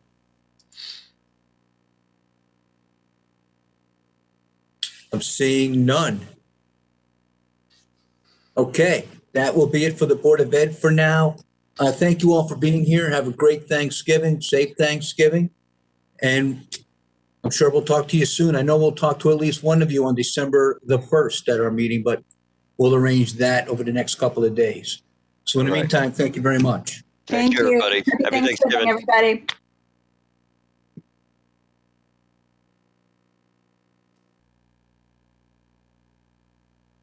Okay, that brings us to item number 5, to review the town fiscal year 21 first quarter financial update. Mr. Schmidt, I saw you earlier. There you are. Here I am. Very good. Thank you for being here. I saw the first select woman earlier. Is she going to join us? Who's going to join us with you tonight? She is on. And we have, right now, I believe it's she and I who are on, and Mr. Bremer is on standby. But I'm ready to go. Okay. Let's begin then. Where would you like to start? How about if we look at the spreadsheet that we shared with you, with the board, and we can just go through item by item. Maybe I'll start actually by giving a quick overview. I'm sorry, Mr. Schmidt, is that the executive summary? That's the, yes, that's right. That's right. Okay, thank you. Go ahead. Okay. So let me start by just reminding everybody, as I think the Board of Ed did as well. This is a first quarter review, so you know it's still early. Numbers can change. As of now, we're projecting a balance by the end of the year of just under $1.5 million. So we're in a good position considering everything that's going on in the middle of a pandemic and a lot of uncertainty out there. So that's sort of that's the very, very, very high level. Now I'll go into a little bit of detail and start with the tax collections, which we're anticipating right now, projecting to be about 1.3 million above the budgeted amount. And I believe Dave Klazewski is on. I see him on there. I'm just going to give some quick numbers, and then he can chime in, and you guys can ask questions of him if you want, or you can hold to the end. Whatever your pleasure is. As of now, we're about 52.4% of the budgeted amount in terms of property tax collection. We've already exceeded the budgeted prior year levy. So Dave Klazewski can talk more about that. He can add more detail to that.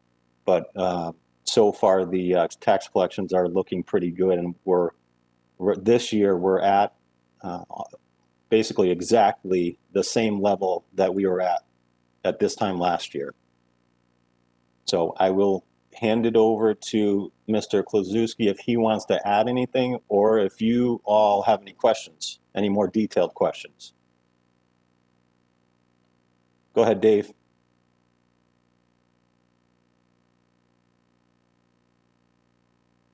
Everyone hear me? Yes, we can hear you. Okay. All right. Good evening, Chairman Brown and members of the board. So as Mr. Schmidt mentioned, the budgeted amount, we are at about 52.4%, and that's as of November 20th. So that's as of this past Friday. And that was the same figure that was the same percentage that we were at this same time last year. And obviously last year there was no tax deferment. We weren't going through COVID-19. So the good news is that we are on schedule this year, even though we had a deferment. The deferment ended on October 1st. So even as the deferment ended, we're still on schedule. And I did speak with OPM at the state level just this past week. They did confirm to me that the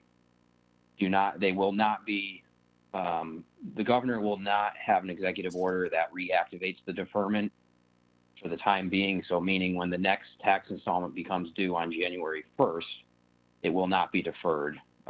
Residents, whether it's Fairfield, any town in the state, will have 30 days to pay from that due date instead of the 90 days with the deferment. So because we're on schedule and at the same pace as last year, And if it stays that way, there's no deferments, then in a typical year, we average about a 98.8% collection rate. I believe, and Jared could correct me here, I believe we budgeted this year for 98.6. So we should exceed that budgeted 98.6, given that things stay the way they are. We're on schedule, and if there are no future deferments, then we should exceed the 98.6 budget and achieve close to a 98.8%. And then as far as the prior year taxes that Mr. Schmidt mentioned, they are up for a couple reasons. Because of everything that's going on right now, a lot of people are refinancing. A lot of people are selling their homes, buying homes in Connecticut. So as a result, taxes are getting paid.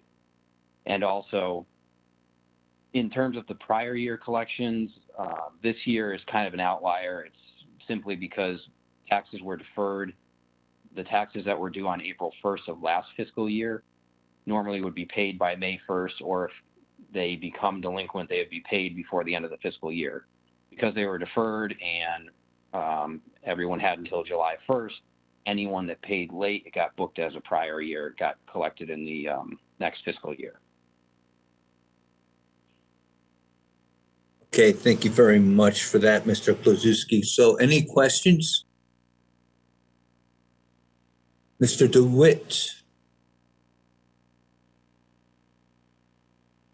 Thank you, Mr. Chairman. Chris DeWitt. I'm focusing on this ECC subsidies. I'm assuming that's the Emergency Control Center, right? Wait 1 sec. I'm sorry, Chris. I don't want to go there yet. I just want to know if there's any questions for Mr. Oh, I'm sorry. I apologize. Yeah, not a problem. Any questions for Mr. Kluzewski? Mr. Walsh? David, what is the end of the year of fiscal year 20 show our collection rate was? That was about 97.9%. And are you saying that after July 1st or July 1st and after, more money came in towards the payments that were due by the end of fiscal year 20? Yes, it was a combination of, by law, I have to follow postmark. So we had a lot of payments mailed on July 1st and weren't in our hands because mail was delayed due to COVID. So we were processing them as late as July 7th, but no interest considered timely.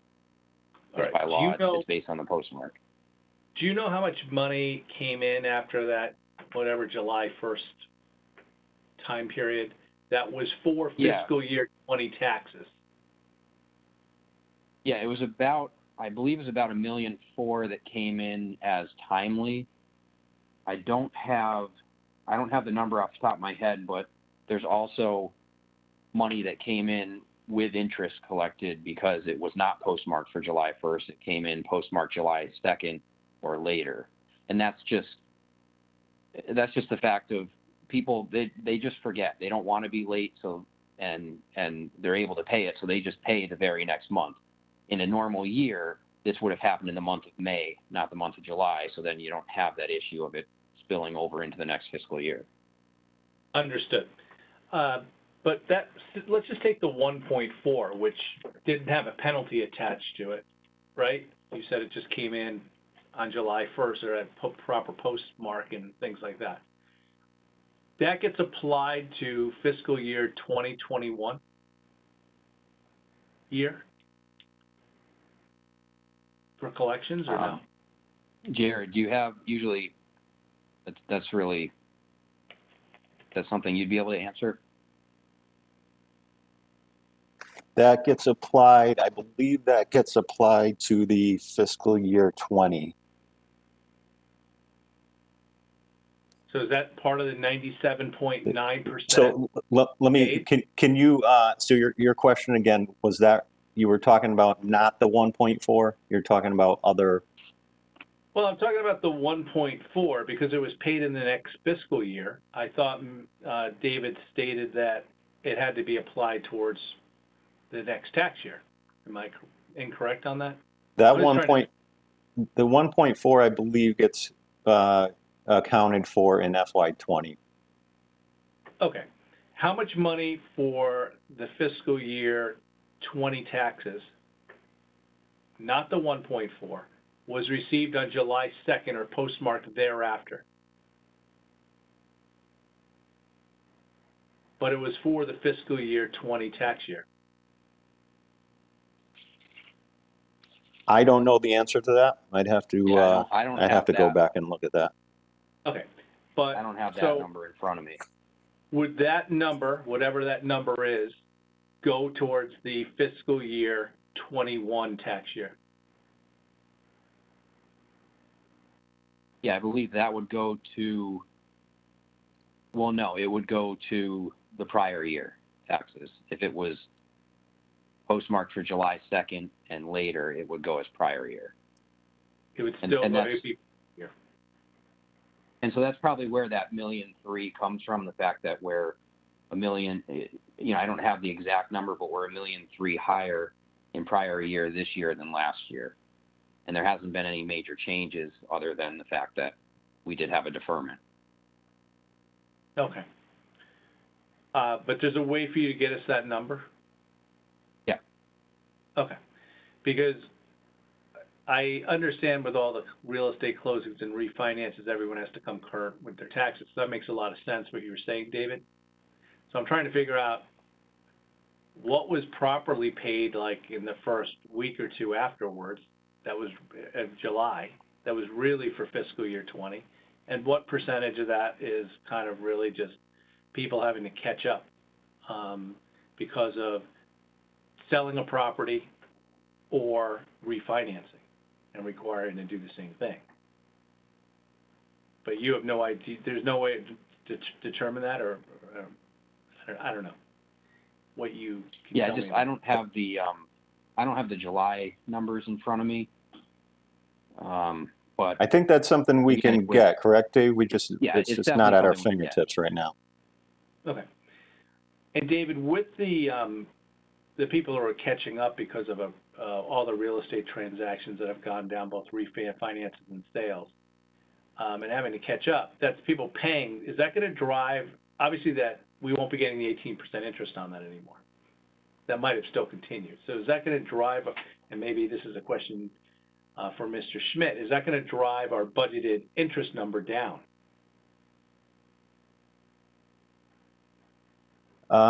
Can you start that question again? Sure. From the top? Yeah.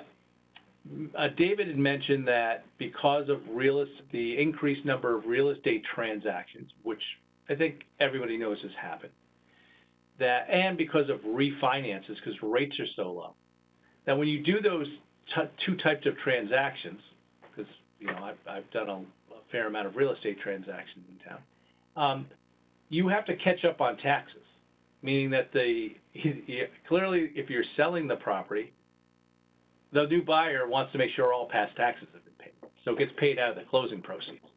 And on refinances, the bank wants to see and make sure all taxes are caught up before they're willing to loan you more money.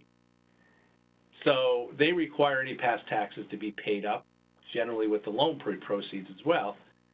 So if we're catching up and there's an increased amount of past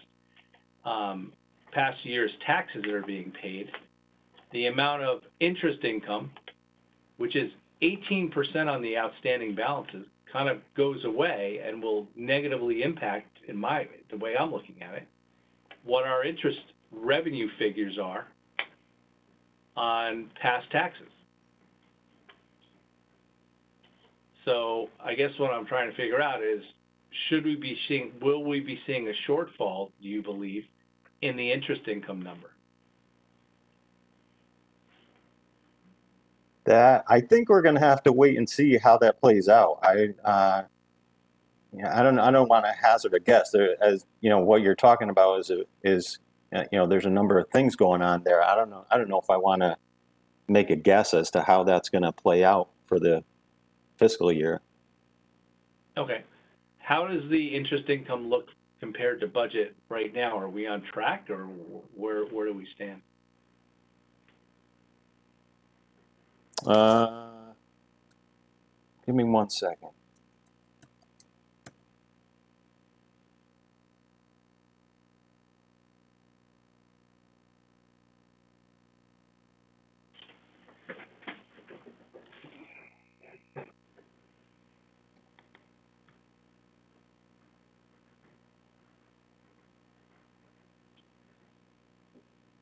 We're low right now. We're at about 29%. At that, a quarter of the way through the year.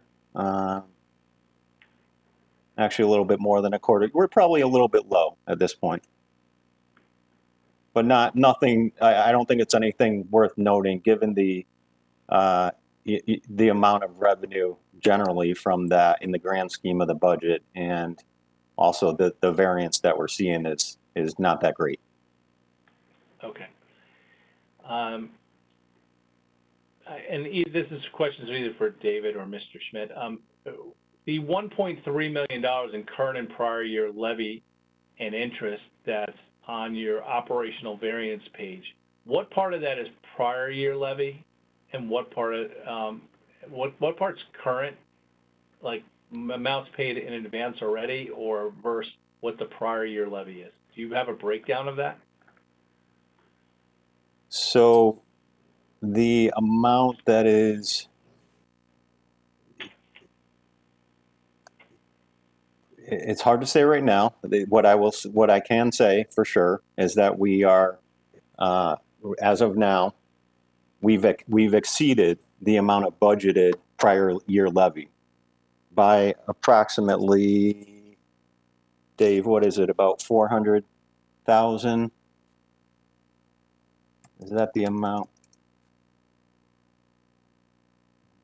Yeah, approximately by approximately 400,000, 350,000. Yep. Yep. So, and part of that gets back to the comment that Dave made earlier. This is probably not a trend that's gonna, and Dave, correct me if I'm wrong, this is probably not a trend that we're gonna see for the rest of the year. I suspect it's gonna trail off. This is just related to the deferments. Correct. We're up now because of the deferment. It's similar to 3 years ago when we had the federal tax plan. Everyone was rushing in to pay their third quarter real estate in the month of December, and a lot of their escrow companies still made the payment. So we were way up. Or what people did was they paid their fourth quarter tax in the month of December. So we were getting 2 installments instead of 1. We're getting double the money, and our real estate current levy was, our real estate current year collections was way up, but then it kind of remained steady and kind of came back to normal towards the end of the year. So similar to that, we just have a unique situation happening that caused the numbers to go up high, but we don't anticipate this skyrocketing and continuing every single month. Do you see us holding at the 1.3, or are you anticipating that number is going to go down in future quarterly variance reports? The 1.3 is our projection, as best as we can tell. Again, first quarter projection to the end of the year, where we project to end up at the end of the year. Okay. All right. I have no more questions regarding that line, Mr. Brown. Okay, thank you, Mr. Walsh. Ms. Charlton, did you have a question? Yes, thank you, Mr. Chairman. I think I was confused by the answers to Mr. Walsh's question, so maybe I can just clarify. First, as it relates to the interest and the 18% that's charged, is that something we accrue each year, or do we not record that revenue until it actually gets collected?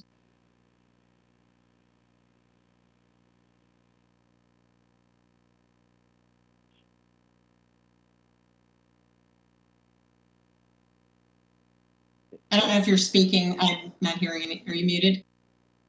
Pardon me. I don't believe we accrue that. I believe that gets booked when we receive it. Okay, so back to Mr. Walsh's question, then there wouldn't have been an impact, right? We wouldn't see an impact on, I guess decreased investment income. If anything, it would be an increase, right? Because we're picking up that interest because it's been collected on taxes that have been settled because of real estate transactions or whatever, but we're not seeing an offset. So you're saying that's done on a cash basis, if you will? I think that logic makes sense, yes. Okay. And then my other question, again, apologize, but just to follow up on, I think what Mr. Walsh was trying to ask, the tax collection numbers look good. And Jim, I don't know if this is where you were going with this, but are they looking good because we have a bump from, last year's taxes that just came in this year during the deferral? In other words, if you were to take sort of, fiscal 2021 on its own and exclude the impact of any tax revenues that came in because there was a delay, from 2020 because of the deferment or the mail or whatever, are we still looking good? Are we still on track?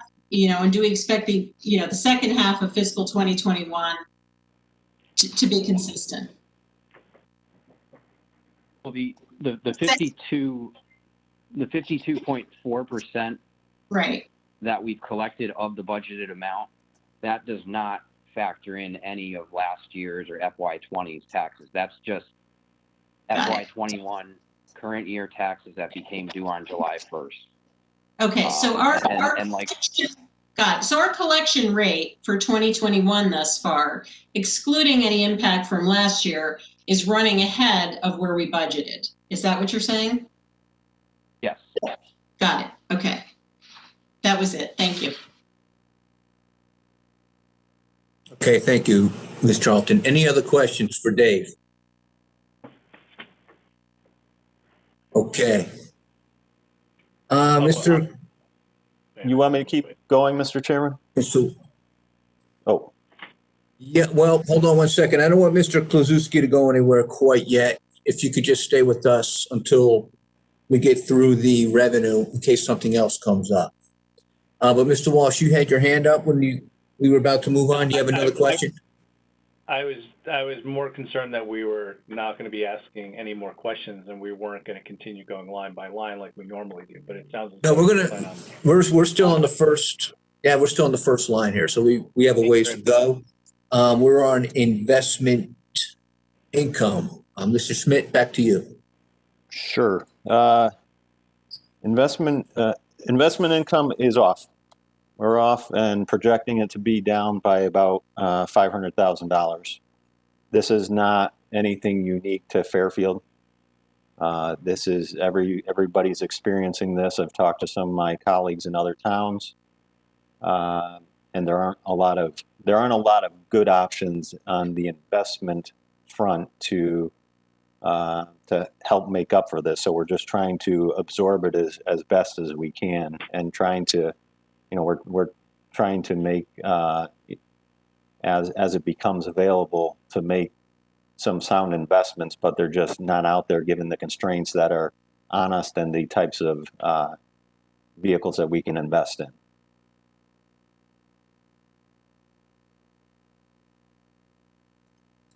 Okay, you can keep going, Mr. Schmidt. Conveyance. Okay, conveyance is the opposite, is a bright spot, as we talked about. There have been a number of transactions, increased transactions, 650 since July, and we're anticipating as best we can and projecting that this is going to be about 500,000 over what the budgeted amount. As of now, we are about even. We may have eclipsed the amount that was budgeted, but we're expecting it to tail off and to slow down in the winter months. Okay, what was budgeted? The amount budgeted was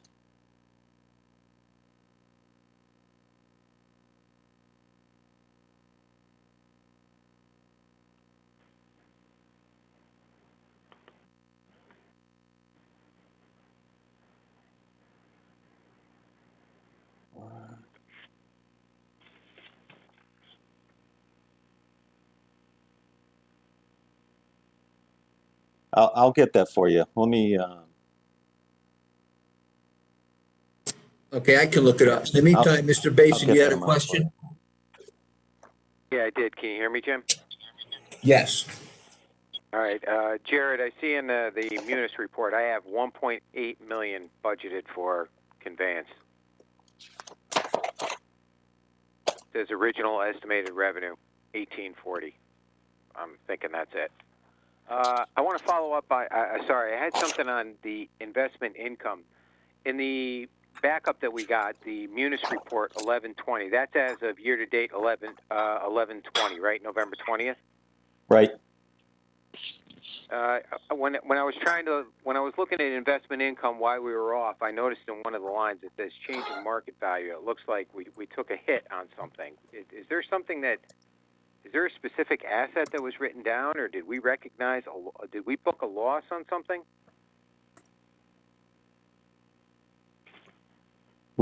Can you tell me which page you're on? And which line the item? Munis report? Munis report, it's under revenue. I'm going to say, I don't have the page number. It's interest, dividends and interest. Are you looking at dividends and interest? Yep. Okay.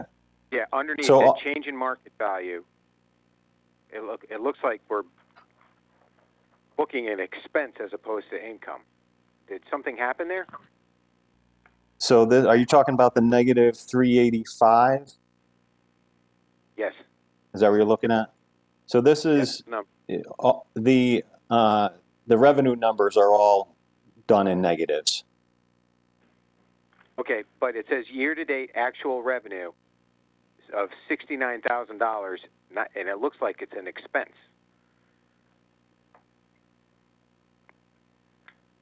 As opposed to income. Or am I reading that wrong?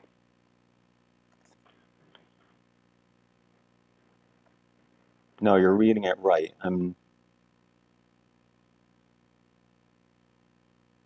Okay. Mr. It's not going to be a particular investment that's driving it down. It's the way, and I would have to get more details about how it's done, but it's the way that it's. I'm sorry. Just follow up on that, because I would never expect to see an expense flow through a revenue item like that. Yes, I can definitely do that. Especially of that size. I want to follow up on conveyance. Conveyance, that 500 you're saying, is that your estimate for what you're thinking the entire year, fiscal year? That's correct.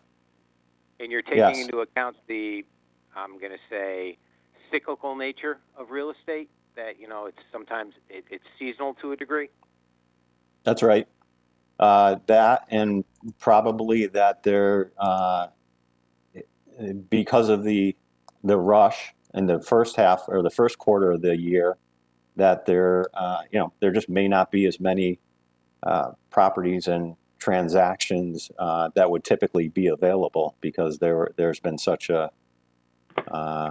so many transactions in the first quarter. So there is going to be a natural slowdown there, not just because of what you said, because it's cyclical, but also because of the number of transactions that have happened so far. Okay, all right, I'm good for now. I have more questions on revenue when we get to the specific line items. Thank you. All right, thank you, Mr. Bateson. Mr. Walsh. Yeah, I would just, I think the conveyance taxes, the revenue is gonna go up. I think the only thing that we're being limited by is the amount of inventory on the market. Houses are still selling right away. So it's not like it's like cyclical. I think that if a house hits the market, and a lot of people who were thinking about leaving the area are even more thinking about leaving the area, because they're never going to get these prices again.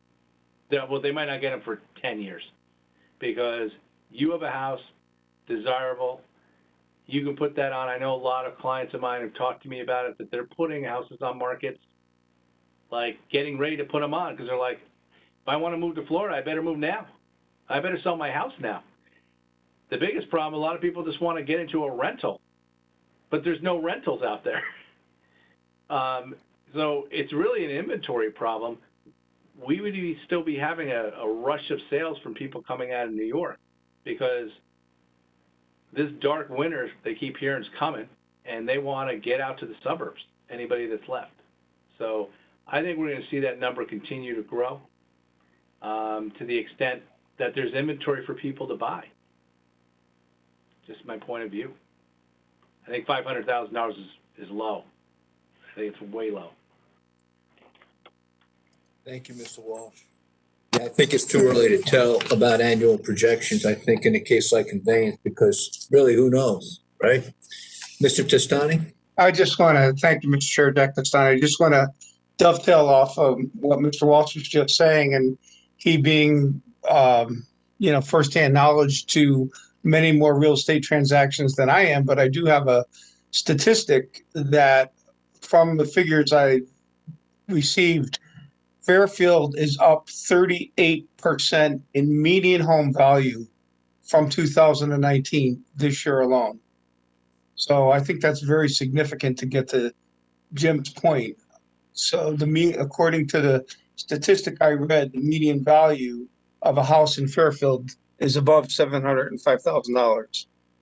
So again, I think that's a good harbinger of value to come from what Jared was speaking of earlier. Okay, thank you, Mr. Testani. Any other questions on conveyance? Okay, moving on to ECC subsidies. Mr. Schmidt? All right. Would you mind if I skip over this and we come back to it? There's a revenue and a spending component to this. Sure, that's fine. So Okay, if I can make my way through the rest of these quickly, and then we can come back to that topic, is that right? That's fine, Okay. thank you. Okay. Park and Rec revenue. There's offsetting sources here where we saw, I think we've talked about in the past, or maybe you've heard, golf revenue was up significantly, about 482,000, but we saw a drop in pavilion revenue. They essentially offset each other. There's not a huge difference here, and the point of including this one on here as a highlight wasn't to say that the overall change was huge, but to point out that there's a couple of things going on within there that are kind of significant. And to also point out that we expect that the pavilion revenue will continue to be down, as we're projecting right now that it won't be reopened until July 1st, so it won't be open for the rest of the fiscal year. Okay, any questions on Park and Rec right now? Mr. DeWitt? Thank you, Mr. Chairman. Chris DeWitt. Not a question, it's more of a comment. I think we took Parks and Rec revenue down a lot, thinking that this was going to be a tough year. So, any negative number there for me is really bad. Because I don't think, because we took the number in the budget for prior levy and interest, we took it, we reduced the collection rate, right? That's turning out better. We reduced conveyance, turning out better. This is one that even though we reduced the number, we're still going lower. So this one's troubling because I don't know how that comes back. It's a fair point. It's I'll point out that it's a small amount in the grand scheme of things. It is. You're right. It's down, and as I said, most of it is related to the pavilion revenue. Yeah, the delta's small. I'm with you. I just don't remember exactly how much we took the revenue down as a whole, but I know we did take it down. Yeah, I'd have to do that analysis. Mr. Walsh? Thank you, Mr. DeWitt. Mr. Walsh? Mr. Schmidt, in your assumptions that you made to get the negative $23,000 variance in Parks and Rec, I think if I heard you correctly, you said you're planning on no revenue from the rental of either pavilion. Is that correct? Either Jackie Durrell or the one at Penfield? That they would not. That's correct. That they would not be open for the rest of the fiscal year.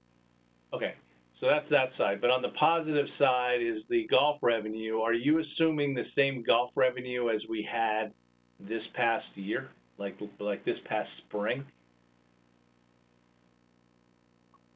Hold on one second. I have,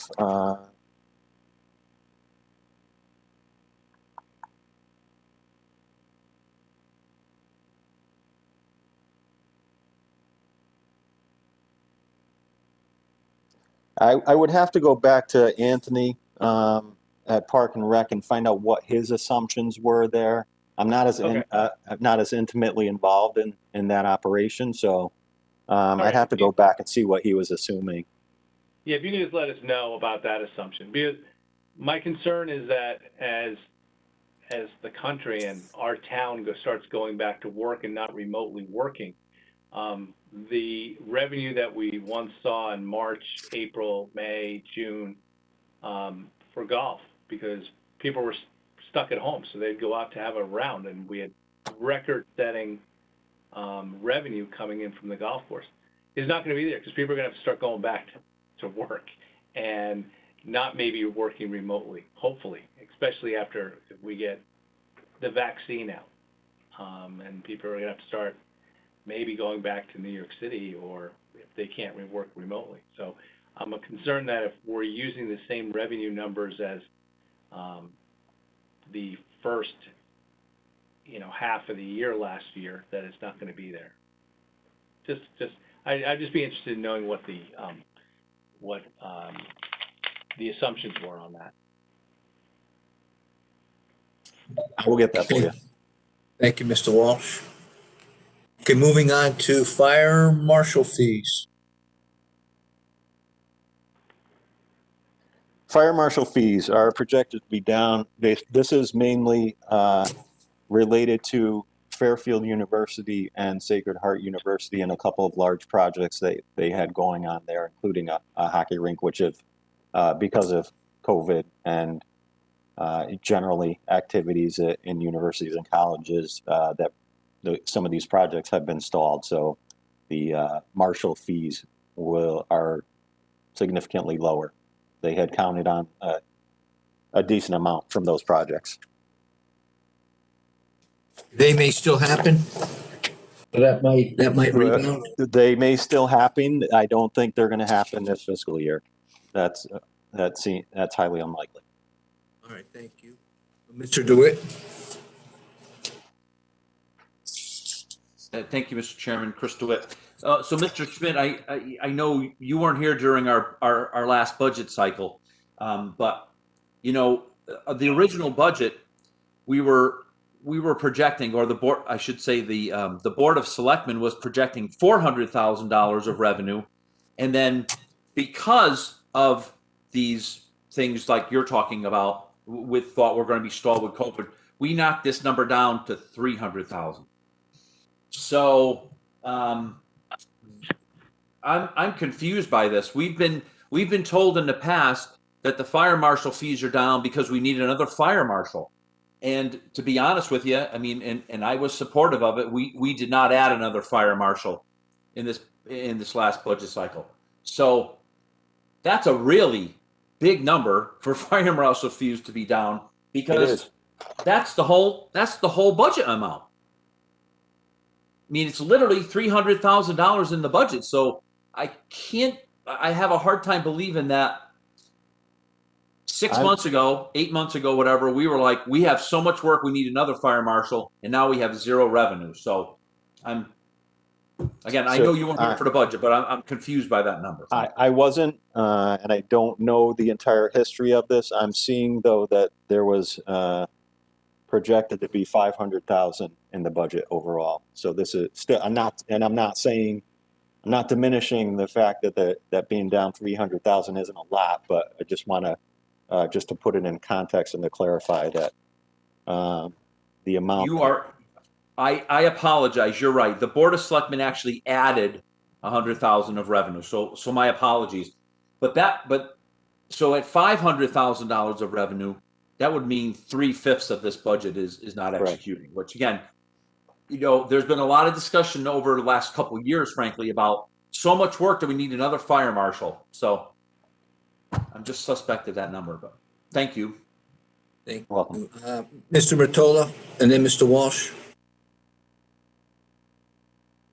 I was just going to echo what Chris DeWitt said. I remember that conversation during the budget season. I believe the fire chief said we need another fire inspector because there's so much work. And I guess my concern is this number down because we're not doing the work? So we need to clarify that come budget time. And Mr. Schmidt, I know you weren't here last year, but you might be able to clarify this as we approach the budget season. So thanks. I will look into that. Yep. Thank you, Mr. Mitola. Mr. Walsh. I think we may need to get the chief in here to discuss this and give better explanation on it, because we were told we need this fire marshal, that we're so far behind in these commercial inspections, that we generate so much money from these commercial inspections all over town, and we're so far behind. We actually talked about whether we could be liable for not doing the inspections. So it seems like I understand that some of the big university projects may be slowing down or not happening or being pushed off, whatever. I think we need to get a handle on that. But why aren't all these commercial inspections then being done all over town that we're behind on? I mean, I look back on it now, as Mr. Mitola and Mr. DeWitt were discussing. Thank God we didn't add that fire inspector. I mean, because we'd be in more of a hole. So maybe it just makes sense to stop the guessing about it and get the fire chief in here and start explaining what's going on here, and we have a better handle so that we're ready for budget season on what's going on. Okay, we can do that. Mr. Smith, did the fire chief give you that number? Where did we get that? Where'd you get that number? Did he give it to you? That came from, yes, that came from the chiefs. Yep. Okay. And based on what we've been told, and again, I am kind of out of my range here because I wasn't here, but it's my understanding that this is COVID related, whether it was, so although the chief may have been saying something last year, I think COVID changed a lot, and it definitely changed things at the universities, and I suspect that there's been a similar type of result in the commercial, in other commercial buildings as well. Well, I'm sure he didn't anticipate the university, so, okay. But in either case, we'll invite the chief to one of our meetings, and we can review that number as we enter budget season. Mr. Bateson?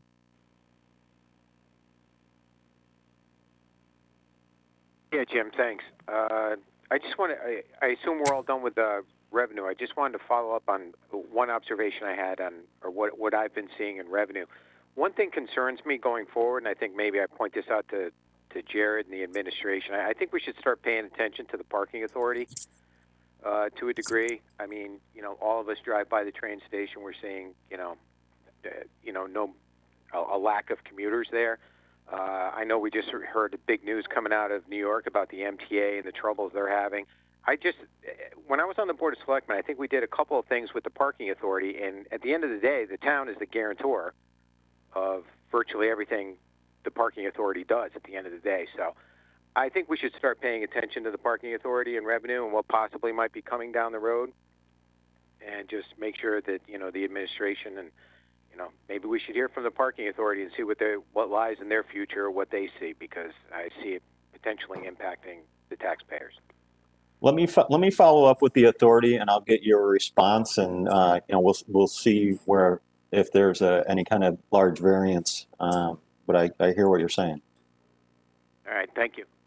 Thank you, Mr. Bates. And there's quite a few questions on revenue, Mr. Smith, that I think we have a week that we should follow up on as many of these as possible on December 1st. We'll have time at that meeting. Ms. Charlton? Thank you, Mr. Chairman. Another item that we talked about quite a bit during the budget was building permit fees. and where we expected those to go. And those were heavily tied. I'm sorry, this is a question for Mr. Schmidt.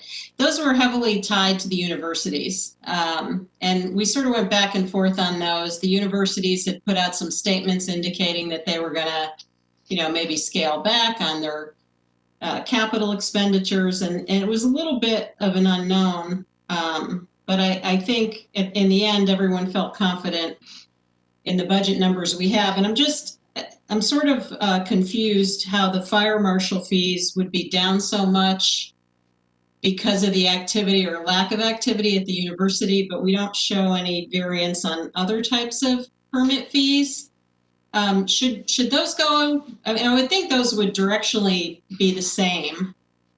And can you just comment on that? The only thing I guess what I would say is that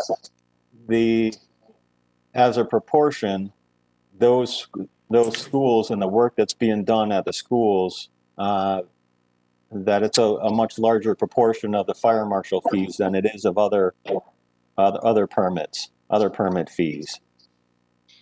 So yeah, I think we heard the opposite during the budget discussions, unless and one of my colleagues can correct me if I'm wrong, but I thought that the building permit fees were actually quite a significant portion of the budget. I can't remember if it was 60% or it was some pretty big number that was driving it. There was also other activity, people were putting in new kitchens and whatever, homes being built, pools being put in. But I thought a big chunk of it came from the universities. So it just seems odd that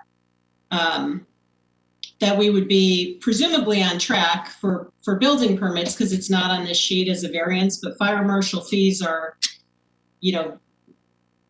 that far off from budgets. So maybe just a follow-up point while we're looking at revenue for the next time. Okay. Okay, thank you, Ms. Charlton. So Mr. Smith, we can add that one to the list for next week. Mr. DeWitt?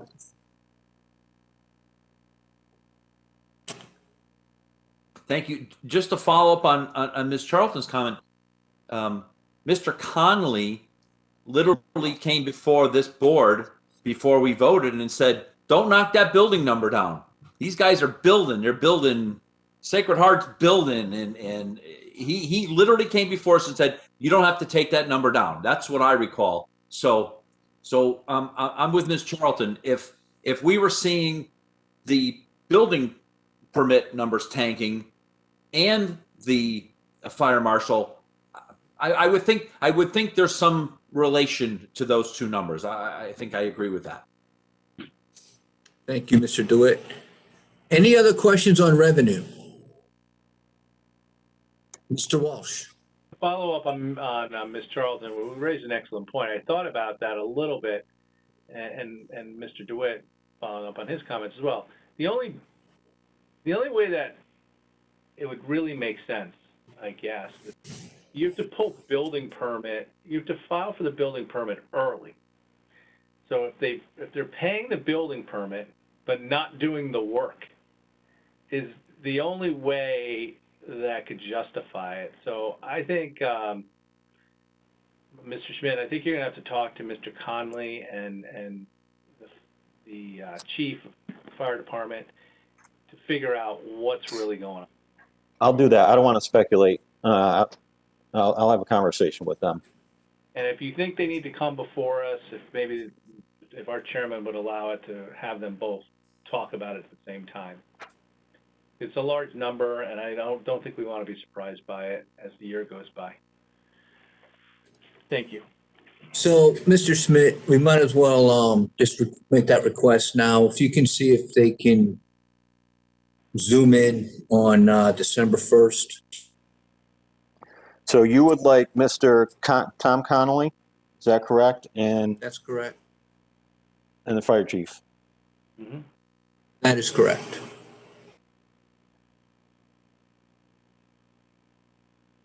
Okay. All right, thank you very much. Any other questions on revenue? Okay, on to expenses. Mr. Schmidt?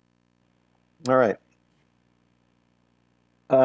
So operational expenses are overall are down. Sorry, go ahead. I'm sorry, I just wanted, I thought, Ed, did I miss you? Did you have any other questions on revenue, or did you get your question in? All right, we're good. Thank you, Mr. Smith. We're at expenses. Okay. So we're at, right now we're projecting that expenses to be down about $1.6 million. A large portion of that is related to vacancies at about 1.4 million. And then we have some smaller items that are reductions in expenses, and then a few offsets that are causing increases. So let's take a look at the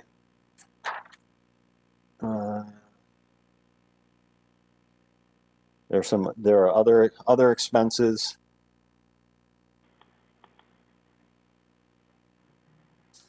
Give me 1 second.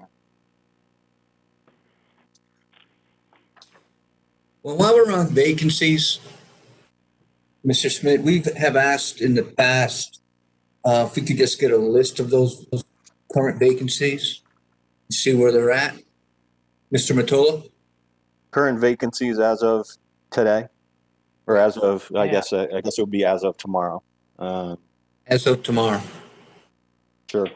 I was going to say the same thing, Mr. Brown, and that is a huge number. And is that something that we're going to anticipate having these vacancies throughout this fiscal year? I mean, why do we even budget for it then? That's my question.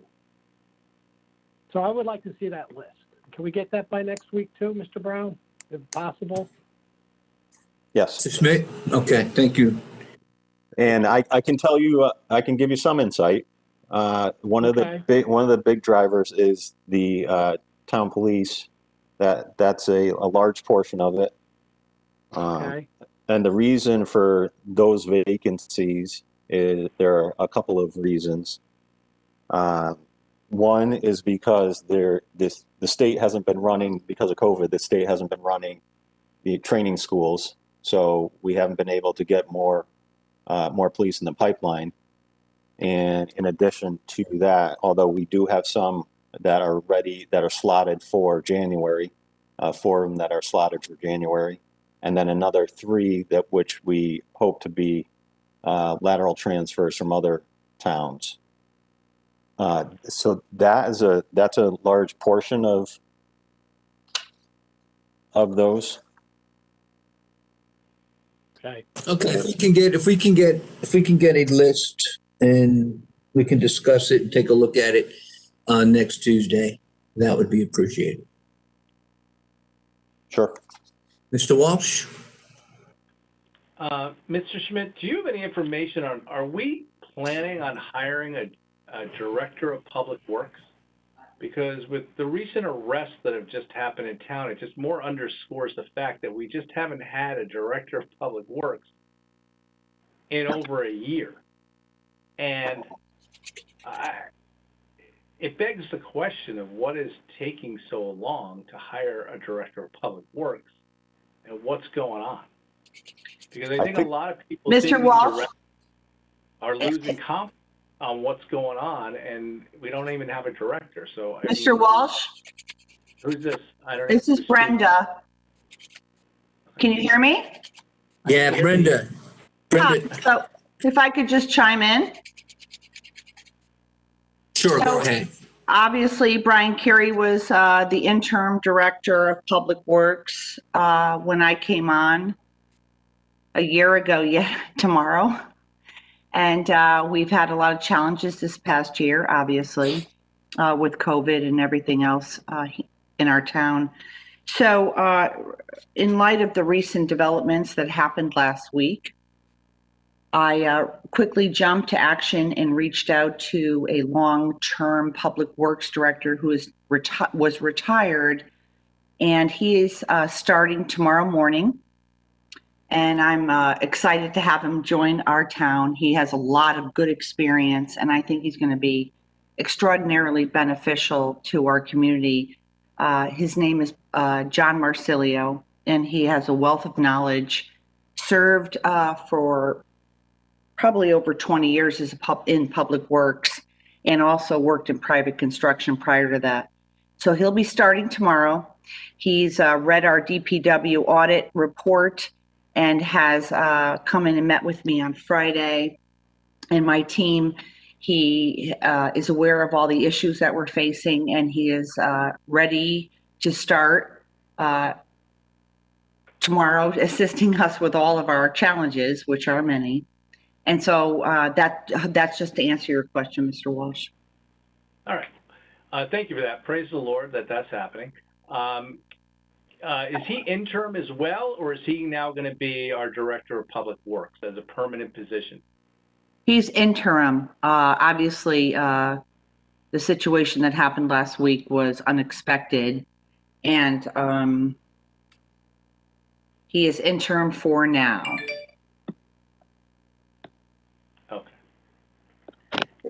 Okay. Mr. Chairman. Hold on, dude, raise your hand. I can't follow it if people start screaming out. All right. So I just want to, Mr. Testani, I'll get to you. Mr. Walsh, I just want to finish up that conversation if it's not. No, I guess he's interim, so it's better to have somebody interim than nobody at all. So that's good. All right, thank you. Mr. Testani. Yeah, I'm sorry, Mr. Chairman. I just wanted to dovetail off of what the first select woman was saying. I happen to know Mr. Marsilio.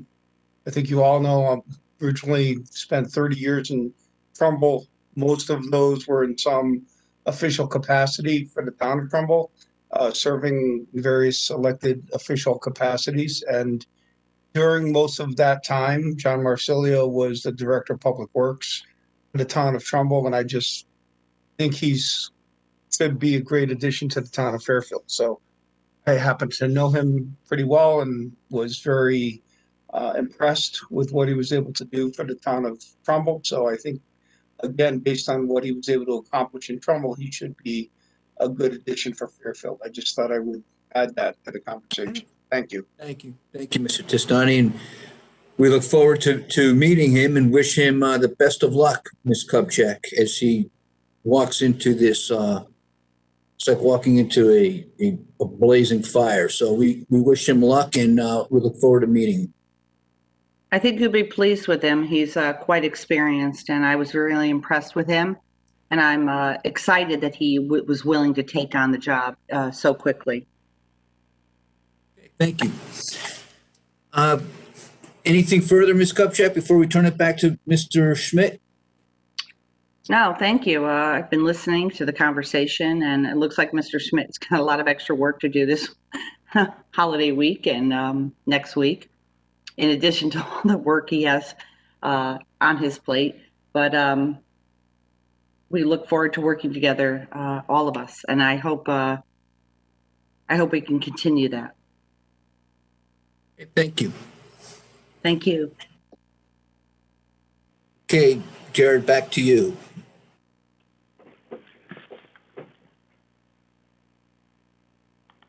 I believe you're on mute.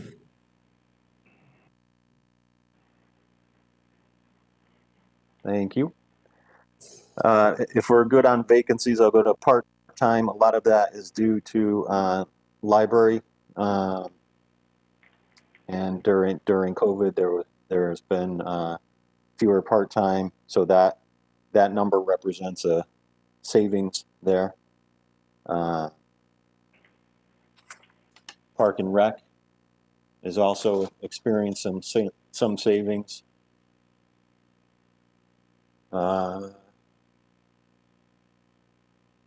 This is due to this is an overage there, and it's related to parking attendants at beaches.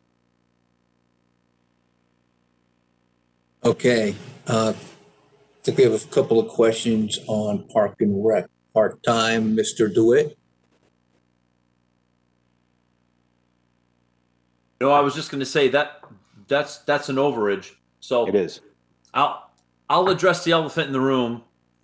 Park and Rec revenue's down, but yet the expenses are up, and we're only in school half time, but we're over 100,000 in crossing guards. So I'm kind of confused by both those. The 100,000 in crossing guards is related to the 2 different waves of school at the younger levels now. So we've needed to add crossing guards for the 2 different cohorts. There's a morning and afternoon cohort now. Oh, okay, but they're only going to school for 4 days a week, right? I mean, they were all going for 5 days a week. Didn't I thought no one was going to school on Wednesday, right? Okay. Mr. Mitola? Mr. Peterson. I mean, Mr. Peterson, thank you. Okay, you're incognito. Thanks for staying. Nice. Thanks, Jeff. Hanging out here in the background. Sorry about that. I just wanted to say the elementary kids currently are going 5 days a week. The remote Wednesdays are for the middle and high school levels. Thank you, Mr. Peterson. Thank you. So Mr. Peterson got off for a call a little early last time, and he regretted it. And it looks like he's not going to make that same mistake twice. So we appreciate you hanging in there. Absolutely. It's always entertaining. Thank you. Mr. DeWitt, does that answer your question? Okay, Mr. Walsh, you got a question? Yeah, what's the reason for the parking attendance and under Park and Rec at the beach? Why was there an increase in that to, I think it was the tune of $45,000 negative variance? I believe that was related to trying to make sure that the crowds were not increasing during COVID, and that there was proper distancing and just the monitoring and enforcement of what was going on at the beaches. So like trying to keep out the people who weren't from around here out and things like that, and the increased usage down there, we put extra people on. Is that what it was? I don't know if I would characterize it that way, but I think the concept is yes. Okay. Is that going to continue into next year? I mean, when we open up the beaches again? I guess we'll have to wait and see. I'm not sure where we're going to be next year as far as rules on social distancing, and I think we're going to have to wait and see how that changes after the winter time. Okay, so there's no additional amounts. That's money that's been expended. You're not projecting, some of these costs you're projecting through the end of the year. Is that one of the costs that you're projecting is going to go through the end of the year? I would say that is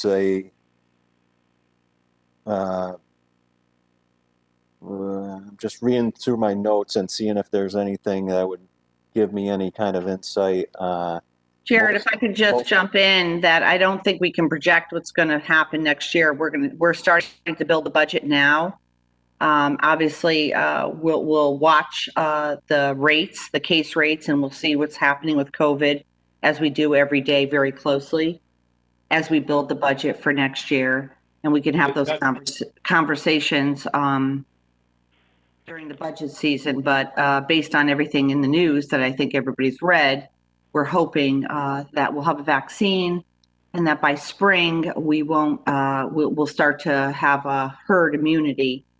So I'm very hopeful that we won't be needing this sort of thing coming Memorial Day weekend when we open our beaches to the public. With all due respect, Ms. Kupchak, my question, I guess, to Mr. Schmidt was, and I'm not talking about your budget going forward, starting July 1st of 2021. I'm talking in the current budget year, when we're forming what our variances are, whether it was taken into account, whether these are $45,000 we're behind right now, or whether it included monies that went through June 30th, because some of these variances are projections, and some are not. And I'm just asking, is this a projection, or is this just an actual loss as we stand here tonight? I believe this is a projection, but I will confirm that with Park and Rec. Thank you. You're welcome. All right, thank you, Mr. Walsh. Mr. Mitola? Yeah, just jumping in on what Jim Walsh was saying.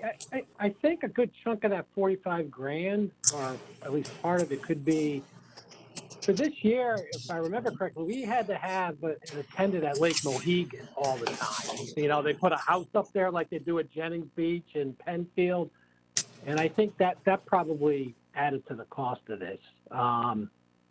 So that might be part of it. Just throwing that out there, trying to get some explanation.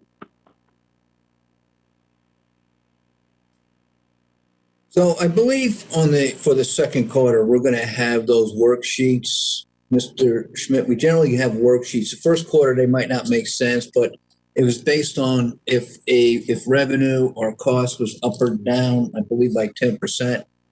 It would be on the spreadsheet, and there'd be an explanation of why the variance. I think you're right. And this, my understanding, this has been past practice that we kind of take a quick cursory look because it's, as I mentioned, right? Because it's the first quarter, it's right? the first quarter. Things are early, so. Okay. So second quarter, we'll have those worksheets again, and that's it'll correct. be a little bit. Okay. Moving on to, where do you want to go next? You want to skip ECC, go to solid waste, and Yes, I would like to do that. Let's. So solid waste. This is related to the installation of new compactors, and there was some weekend and overtime costs that were involved in the installation of those. And so that's my understanding of what the additional cost is there. Storm Isaias. This is mostly overtime costs related to clearing brush, trees at DPW. And also, I believe there are some law enforcement costs in there as well to be there and watch traffic and make sure that everything was safe on at those sites. We have, unfortunately, we did submit these costs, the amount of costs, and also some pictures to go to let FEMA know what kind of trouble it caused.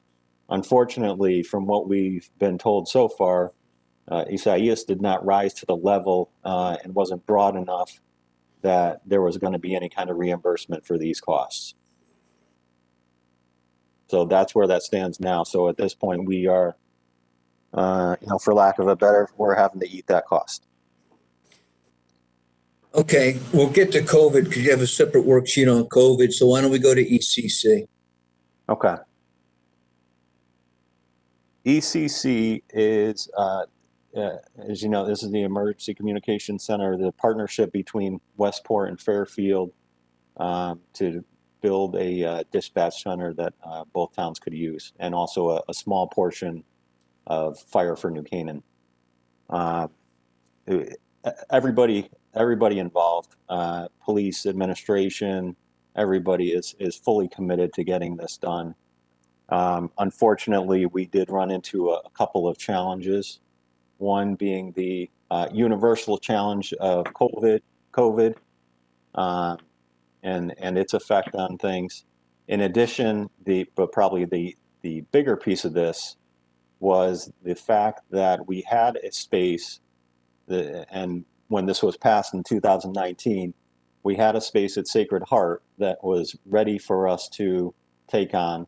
It was all equipped, had the room necessary, had a lot of the wiring that was needed, a lot of the technical aspects were in there. So it was pretty much a turnkey operation for us. I'm oversimplifying a little bit and overstating it, but it was a very good space for us. That space no longer became available to us, and we had to change direction. We are still looking at a space at Sacred Heart, and we have an agreement. We have a lease agreement that was done, I believe, in June of this year. And so it is a different space, and it doesn't have all the amenities and all the infrastructure that we were hoping to have at the in the last space.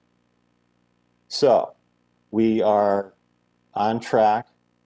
We are looking to start building in January, hoping for about 120 days of build time, with about 30 days before of mobilization of the contractor, and to be up and running on July 1st of next year. What that means for the budget is that any of the, there's a balance and a net impact of the of not having it up and running this fiscal year. So there was we had counted on subsidy from Westport, obviously, for their participation in this, because they were reimbursing us.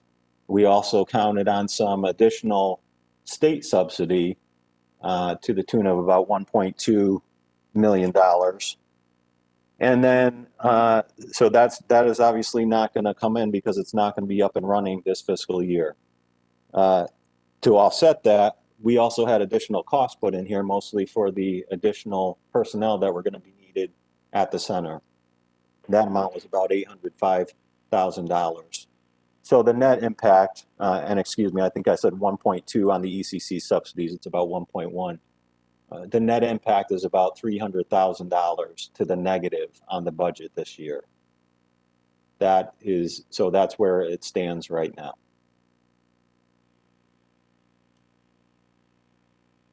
Okay, Mr. Smith, can you just clarify on the ECC, because of the vacancies, right? We're gonna have vacancies. Correct. And are the is that number, that savings, in that 805, or is it in the 1434? It's in the 805, those vacancies. So so actually, if you were to look at the vacancies, the 1.4 that's listed there, plus the ECC 805, which is primarily vacancies. There are other things in there as well, but you would add those two together to get the full amount of vacancies that are being projected. So it would be somewhere in the range of 2.2 million. Okay, Mr. DeWitt.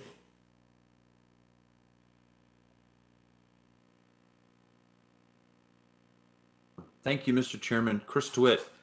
I might be the only one of the 9 of us, but I had absolutely no idea this was happening. And December 1st is starting to seem like a really long meeting, but I think we need to know about this whole story, because, and again, Mr. Schmidt, I'm going to give you the benefit of you were not here during this whole process, but I can tell you this was a long and onerous process, and we were promised a bunch of things, and one of them, I thought the least risky, to be 100% honest, was the fact that we were going to get that room in Sacred Heart. That was like the cornerstone of this whole thing, and here we are, and I'll even say this: what could COVID have possibly done to mess this up? I just can't. I mean, everything can't be COVID. I'm sorry, but Mr. Chairman, maybe rather than spending 2 hours on this, maybe December 1st we can get an overview of what happened here and how it's going to affect our fiscal, our financial status in the next couple of years, because I mean, I thought we were hiring people. I don't even know what to say, to be honest with you. Okay, let me get some further questions, Mr. DeWitt, and then we'll come back to your request. Mr. Walsh? I agree with Mr. DeWitt wholeheartedly. I can think of 50 questions. I think it's probably not fair to Mr. Schmidt that we put him on this seat to answer these questions, many of which he won't have the answer to. And I think we got to get all the players that were before us who presented on this before, because we might not even go in this direction anymore. Who knows? I need a complete redo on this whole thing, because it's starting to sound like Sacred Heart screwed us, because they offered us space that now we're going to another space. And for the first time, Mr. Schmidt's talking about infrastructure that was at the previous place that is not at the current place, which we were never told about. You know, we told that we had to move, but it was also a great spot. I never heard that there was infrastructure that it was at the other spot and wiring or whatever we needed to do that wasn't at another spot. We need to have a complete reset on this entire thing because we are now a year. It's going to be a year later. It's not even going to start till the next budget year. You know, this whole thing needs a complete reset, and there's a lot. We're going to need an hour to 2 hours, I think, on this to figure out what happened, the history, and where we're going, and whether it makes any financial sense to still continue this. Okay, Mr. Chairman, it's Brenda. Can I just jump in for a second? I think it's completely inappropriate to use that language to talk about Sacred Heart in a public meeting, and I would hope that we could have a little bit more decorum when we're speaking about public matters. Sacred Heart had a space that was utilized, that was planned for. When I came in, I met with all the players, all Westport, Fairfield, Sacred Heart. We had a large meeting at Sacred Heart. I would say not soon after I came in. And so we toured the space that they were offering us, by the way, for free, was a lovely space, pretty retrofitted for our needs.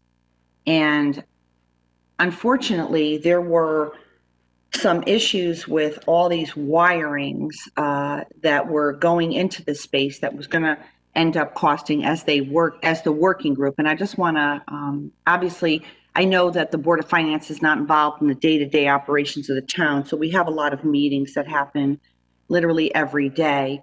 There were wires and such going into the space that were going to have to be moved up, that were going to be extraordinarily expensive to be able to work this out. There's a whole working group that has been working on this. It's Westport's police department, their fire department, Fairfield's police department, Fairfield's fire department, and they work on these issues regularly. So we circled back around I would say about 4 weeks ago. I went over to the police department to meet with Don Smith and Chief Liddy to just sort of get an update on where we were, because it felt like we weren't sort of on track where we were. And yes, COVID has interrupted everybody's everyday life. It has interrupted everything. Town business, police, fire, everybody. And everybody's average everyday lives. So I went over there, we had a conversation, and there were some issues because the space had to be moved. We realized it had to be moved. So Sacred Heart offered the towns another space on the main campus. And so this space is going to work well. And I'm happy. I think maybe it might be beneficial for the Board of Finance to sort of get an update from the working group, the Westport and Fairfield working group, maybe in a special meeting to kind of get up to speed on all of this. And I apologize if we haven't been able to do that for the Board of Finance. You know, there's a lot going on, obviously. Thank you, Ms. We were set back by this development that had to be moved, but there's other things involved as well. So this is actually one of the most innovative partnerships in the state of Connecticut. This is the first regional ECC, and it's going to be very good. There's just, like any construction project, there's going to be some issues with it, and you have to kind of roll with it and figure them out. That's how regular construction projects work. So I would hope that we could have the opportunity to have that discussion with the working groups and the Board of Finance in a sort of civilized way to discuss how this is moving forward, because actually it's a really good project. But we hit a couple of bumps, I'm not going to lie. And, it is what it is. That's how it happens. Things happen like that. So I just wanted to chime in on that. Thank you. Mr. Chairman, if I could just follow up on that for a second. The operating finances of this are still solid, and it's still worth doing, which is why everybody is still on board and getting things back on track. As Mr. Mr. DeWitt, to your question, your point about the impact on the budget. This year it is what it is. It's about $300,000 to the negative. But going forward, once it's up and running, we're not expecting anything different than what was originally passed when this was adopted.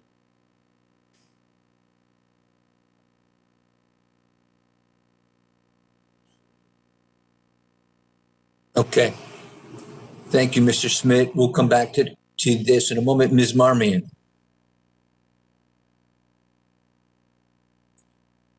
Can you hear me? Thank you very Sheila? much. Yeah, I'm also surprised. I had no idea that this wasn't moving forward.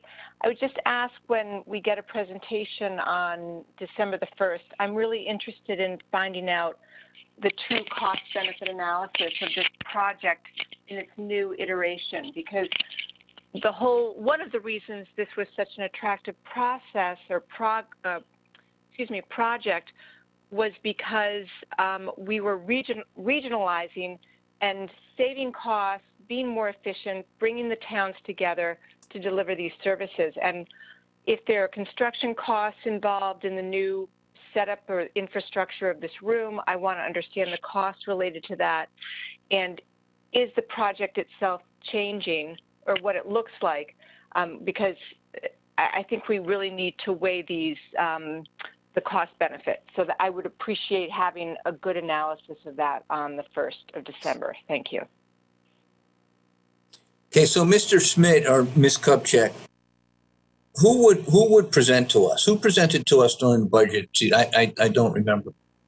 I believe it was the police department that did, but you might want to have a special meeting on this just to have a more detailed discussion. If you want to hold a special meeting, that might be helpful. Listen, we get it. We had to move, they had to move to space because of costs, and so they did. And so the working group is meeting. We just had a WebEx meeting on Tuesday, to discuss this in more depth. So there are some moving parts to this, but I think this is a fair discussion and we should have it. But I don't think there's anything nefarious going on here. There's some overruns on costs because it's a project, it's a big project, and the space was moved.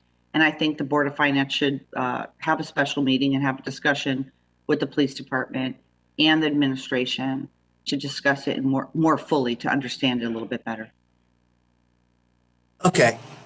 So maybe a special meeting is warranted, but we do have a meeting next week. And some of the items, we didn't have anything on the agenda. Now we've added a few things. Mr. Chairman, I don't think we're going to have all that information by December 1st. So it might be helpful if we wait a little bit, because we've just been sort of unraveling this a little bit the last week or so. So maybe we could talk about when that date might be offline this week or tomorrow. Okay, we can talk to it tomorrow, but they have been working on it. I mean, even if it's a presentation about where they're at, they may not have all the answers, but they can at least bring us up to date on where we stand. But I think you want to have more information. It probably would be helpful if we just let a little time simmer, maybe just a week or 10 days after December 1st.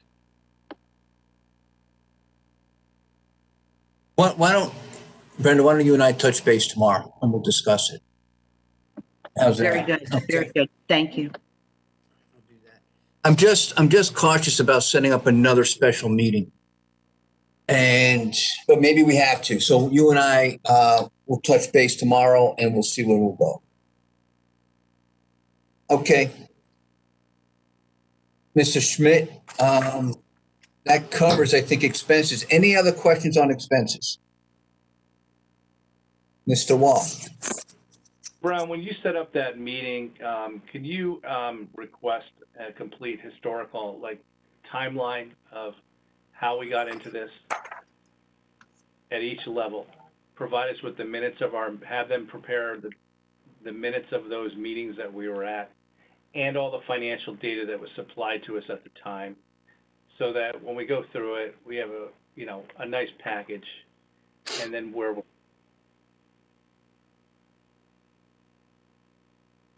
Okay, does the board agree? Everyone agree? So to get that done, then I would agree with Ms. Kupchak that that's not going to happen by the 1st of December. So we'll come up with the date and I'll get back to the board. Thank you. All right, thank you. Any further, Ms. Charlton? Thank you. And just a quick clarification too, as we talked about the vacancies, I know that we had asked for a list, I believe. And along with that, can we, when we get that list, can we just make sure we understand the assumptions of when those vacancies are going to be filled? So in building the, $1.6 million, there are some vacancies presumably that have been in place since the beginning of the year. Are we assuming that those all get filled as of a certain date? And is that how we came up with the 1616? Just that would be helpful to understand, along with just the list of which positions are open. Just a note for the next follow-up on that. Thank you. All right, thank you, Mr. Charlton. So, Mr. Smith, a list of vacancies and the intent of each vacancy. Yes. All right, thank you very much. Any other questions on the expenses? Mr. Walsh? Mr. Schmidt, in regards to the storm costs that you have detailed, the $360, was any of that reimbursable? I mean, was there any type of emergency orders that the governor had requested in regards to that storm where the town could file for reimbursement of any of that $360,000? As I mentioned, we did try to get reimbursement. It was not. It didn't rise, according to FEMA. Did not rise to that level. The storm in general did not rise to the level of being declared so that we would be able to seek reimbursement.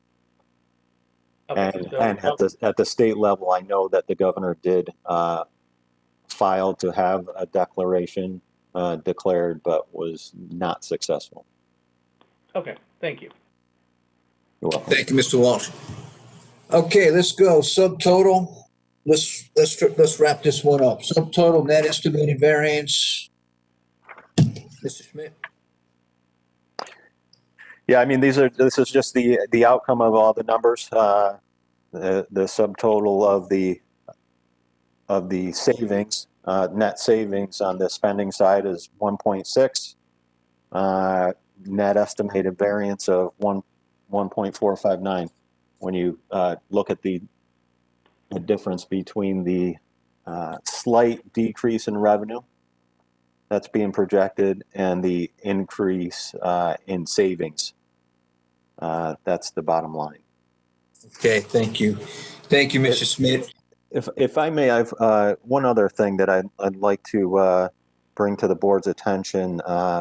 That's an FY20 update, because there has been some activity.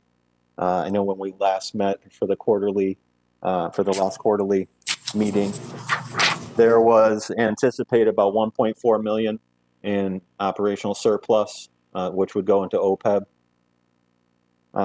Happy to report that there have been some other things that have happened since then that are going to boost that number up fairly significantly.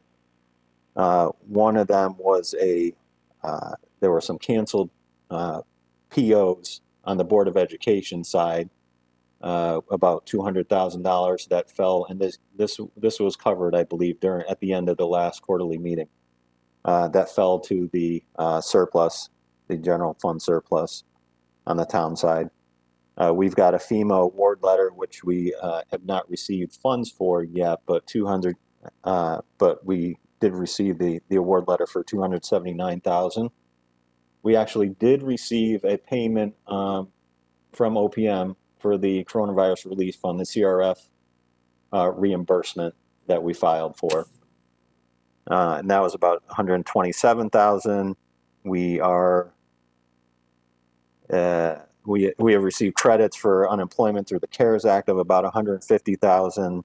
All told, this is going to increase our surplus at the end of the year, we think, at this point, and it's being audited right now, from about 1.4 to about 2.4 million. And based on the action that was taken, I believe it was not the last meeting, maybe the last quarterly meeting, to ensure that the surplus goes into OPEB, that additional amount would also go to OPEB.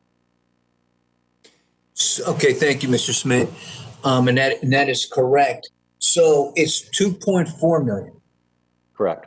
That's our estimate right now. As I said, the independent auditors are finalizing our year-end numbers as we speak, but that's where we think it's going to end up. Okay. Our contribution to OPEB was 3.8 million less than the ADAC, so this brings us a lot closer. All right, thank you. Any comments on any questions or comments from the board in regards to the 2.4 million? Mr. Walsh? I think that's good news that we could put the 2.4 if that all works out by the end of the year or whenever it does, to put it all towards OPEB. It gets us closer to the 3.8 we purposely underfunded. And as we go through these quarterly meetings, and if we do have a surplus by the end of the year, I know that I would like to continue to put it. I would like to make that full $3.8 million of OPEB up. And I don't know, some of you I've spoken to would like to do the same thing. So obviously that'll get us a lot closer to 2.4. But I wouldn't mind making up the difference if we have a surplus this year, and to say we got right back on track and funded the full amount we did underfunded. Because I know that a number of us, if not the entire majority of our board, wants to properly fund. And I think as we go through, we should think about that for next year, about what we want to do. And hopefully we end up with a large surplus and can do it. That's all I have to say. Thank you. All right, thank you, Mr. Walsh. Okay, Mr. Schmidt, which spreadsheet we want to go to next? You want to go to grant revenue? What was your plan?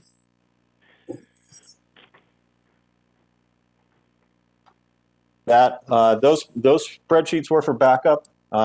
We pulled the highlights out of there, and that's what we went over. Tried to find those accounts where there was the significant variances, and we covered those. So that was just to give you a little more detail. Okay, and the COVID reimbursement summary, same? Yeah, the COVID reimbursement, I think we covered that during the last meeting. I did send some follow-up information to you.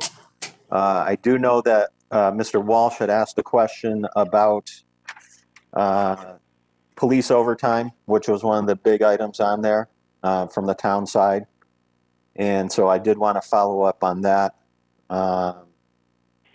and let you know that there was a number of things that were impacting the overtime, including some of the things we've talked about already. The vacancies is a big one because they haven't been able to fill all those positions due to the factors that I mentioned, including the lack of training sessions that were being offered by the state because of COVID.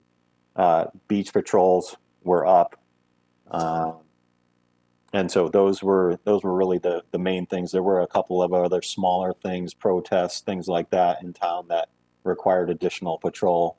And some overtime work related to COVID. But other than that, and just to let you know, and I think I mentioned this when I talked about the vacancies earlier, there are, Fairfield has slotted 4 positions for the next training session. And then, and is also counting on 3 positions being lateral transfers to fill those vacancies in the police department. So that was just a follow-up to a question that Mr. Walsh had asked during the last meeting. All right, thank you, Mr. Schmidt. Any questions? Okay, moving forward to Phil Pile budget activity. Your spreadsheet there. So the fill pile again, and again, that was an update from or follow up from the last meeting. Mr. Walsh had brought out a sheet that came out during a previous meeting from April 23rd of this year. And so the question was trying to reconcile the numbers of how much money was spent before April 23rd, which we knew from that sheet, and reconciling that with the total amount and how much has been spent since then. So that was the intent of this sheet, was to show the first column of numbers, which reflects what was in the sheet that Mr. Walsh had from that meeting, a total expenditures of about 1.15, and then what's been spent since then, which was about 870,000 since April 23rd. In addition, there were questions about the transfers that were in there and how the money got into the account. And so there were 4 transfers. Started with a October 2019 transfer from the general fund of 800,000. December 2019 from debt service 200,000. February 20th. February 2020 from debt service of 800,000, and then the only post April 23rd transfer was in May of 2020 of 400,000, to bring you a total of 2.2 million that was in the account. And you can, looking below, you can see some more details about how that money has been spent to date. Okay, thank you, Mr. Smith. Questions from the board on this worksheet?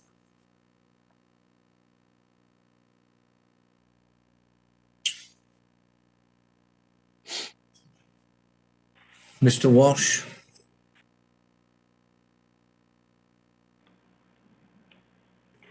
Mr. Schmidt, the numbers that are prepared, that you prepared, and I appreciate you doing that, the titled Fill Pile Budget Activity that have the pre-April 23rd and the post-April 23rd figures in it. On behalf of the finance department, you're certifying that these are your numbers that have gone through the town books, correct? These are all accurate numbers, correct? That's correct. These are accurate expenditure. These are expenditures that, this is money that has been expended to date. Okay. One of the reasons I'm asking that, I just wanted to get that out for the public, is because, with the arrests and things that have happened, some of that happened after we approved another 1.6 in bonding of additional funds. And I think there's some people confused in the public who think that some of these numbers were prepared by Public Works or somebody else. And I just want to get it out there that that's not the case, that these are real our finance department numbers, and it's not stuff that was coming from either Public Works or some other department in town, especially that may concern some of the people that may have allegations brought against them, and that's all they are right now, is allegations. So I just wanted to get that out there. That's correct. We're looking at transactions that actually came through the department. Perfect. And Weston and Sampson CMR, what are they responsible for? It's my understanding that Weston Sampson is responsible for remediation of the fill pile itself, of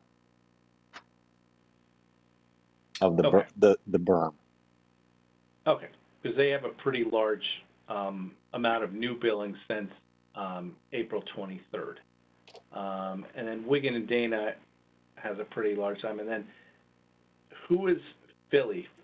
Filli. What type of services do they supply? Let me find.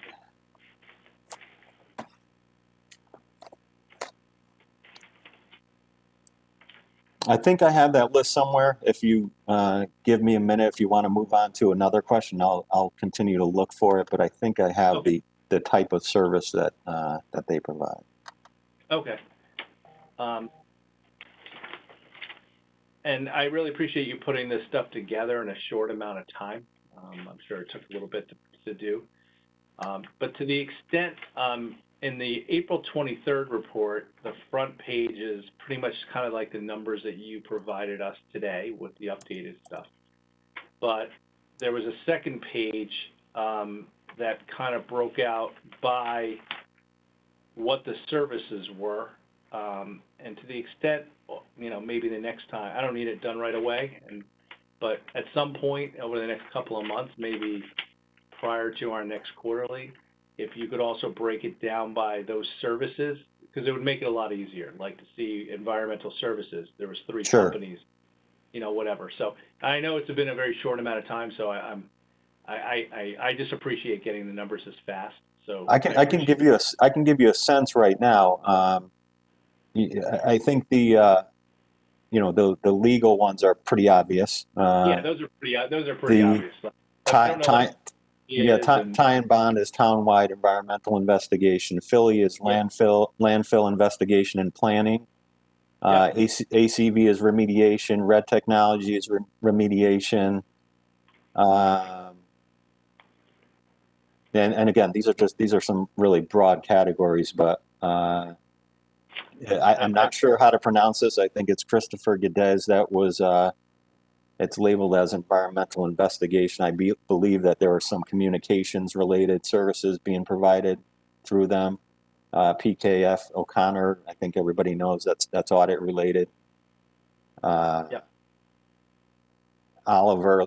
and Lesser were environmental investigation. And is that Attorney Lesser, our prior town attorney? I don't know the answer to that. No. Okay. Is Oliver, is that an attorney or is that a company?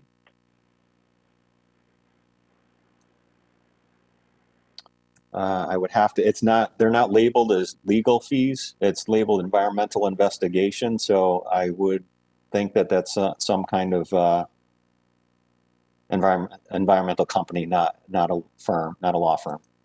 But I would have to double check that. All right. If you could, yeah. So the next time, if you could just break them out into categories like the other report was, it might just, you know, save ourselves some questions. I mean, Oliver being $450, but we did a lot of environmental consulting with them for that amount of money.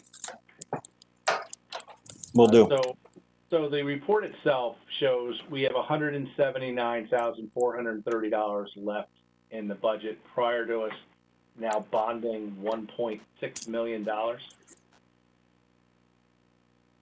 That's what our numbers show, yes. Okay. All right. That's all I have for right now. Thank you. Thank you, Mr. Walsh. Mr. DeWitt. Thank you, Mr. Chairman. So the 2 documents that we were just referring to, which is the fill pile and the COVID expenses, they were not in our backup. So I'd request that they please if we have Jen put them up on the website just as backup material. Those were both sent to you as follow-up because they weren't necessarily related to this meeting, but they were related to the previous meeting, and we did send them as follow-up to you. I believe it was either I want to say it was Friday or Monday. I have an email, but I thought our backup material went on the website as well. So, second, I also want to thank you for this data, and you know, I appreciate you putting this together, and appreciate the fact that this is all these.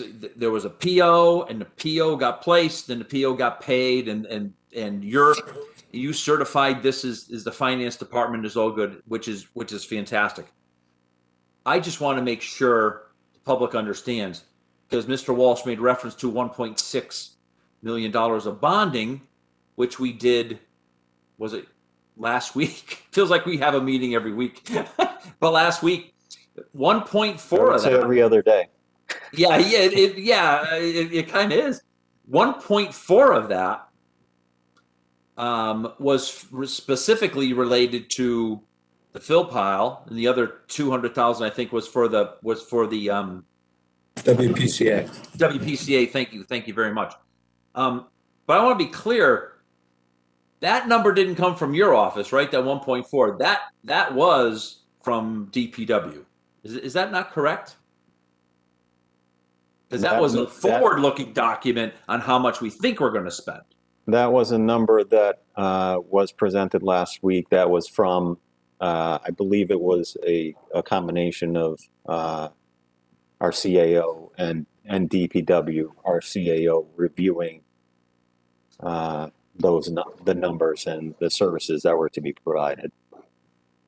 Okay. And it came from bids, so it wasn't as though it was just DPW telling us.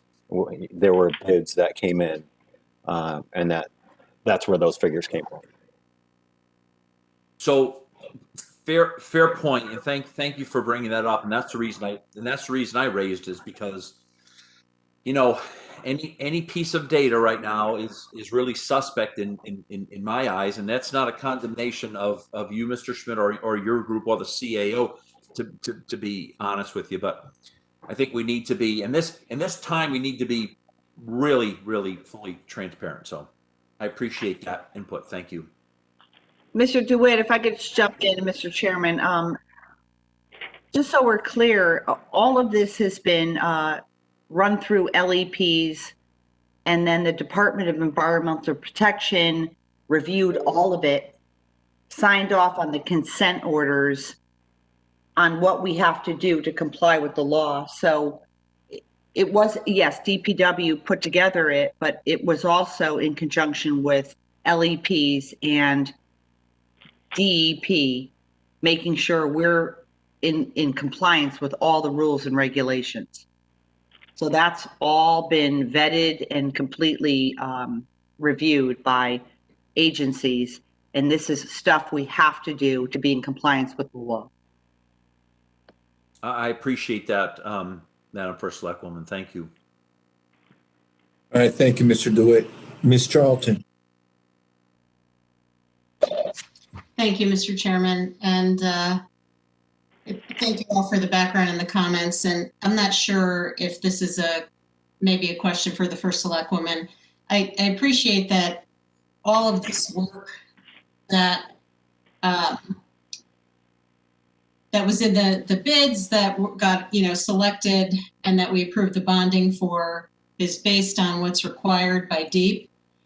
But I have to wonder, given the allegations that came out last week, what about the bidding process? Was that handled by DPW folks? Was there anybody sort of else involved in that, or was somebody sort of looking over the shoulder? Because it just, broadly, it just strikes us that we've been relying on a lot of information and approving money based on data and analysis that was provided by an employee who's, now the subject of these allegations, and particularly, the bidding process, kind of given the history that we've seen throughout this whole saga. How much oversight was there, or who else was involved in sort of that bidding process and selection of, the contractors that we chose? So just to be clear, Lori, again, all of this has been run through environmental professionals. So I received the notice of violations from the Department of Environmental Protection and the EPA. It was like a day after I was sworn in, and we jumped into action. We used Mike Miller, who is the environmental attorney from Wigan and Dana, who has reviewed every single thing that has been asked of us. So yes, the employee that you're speaking about, yes, who has extensive knowledge of environmental issues, was involved in these things. But just to be clear, Wiggin and Dana, Mike Miller, EPA, DEP, licensed environmental professionals all came together in conjunction with us, myself included, to comply with the consent orders and the notices of violation. And then But I'm asking a different question. Let me just finish. When we did all of that, that went through our purchasing department based on all of the information that was provided by the licensed environmental professional that what work needed to be done to comply, and the environmental attorney, Mike Miller. So there was, and again, our purchasing policies were changed after all of this happened.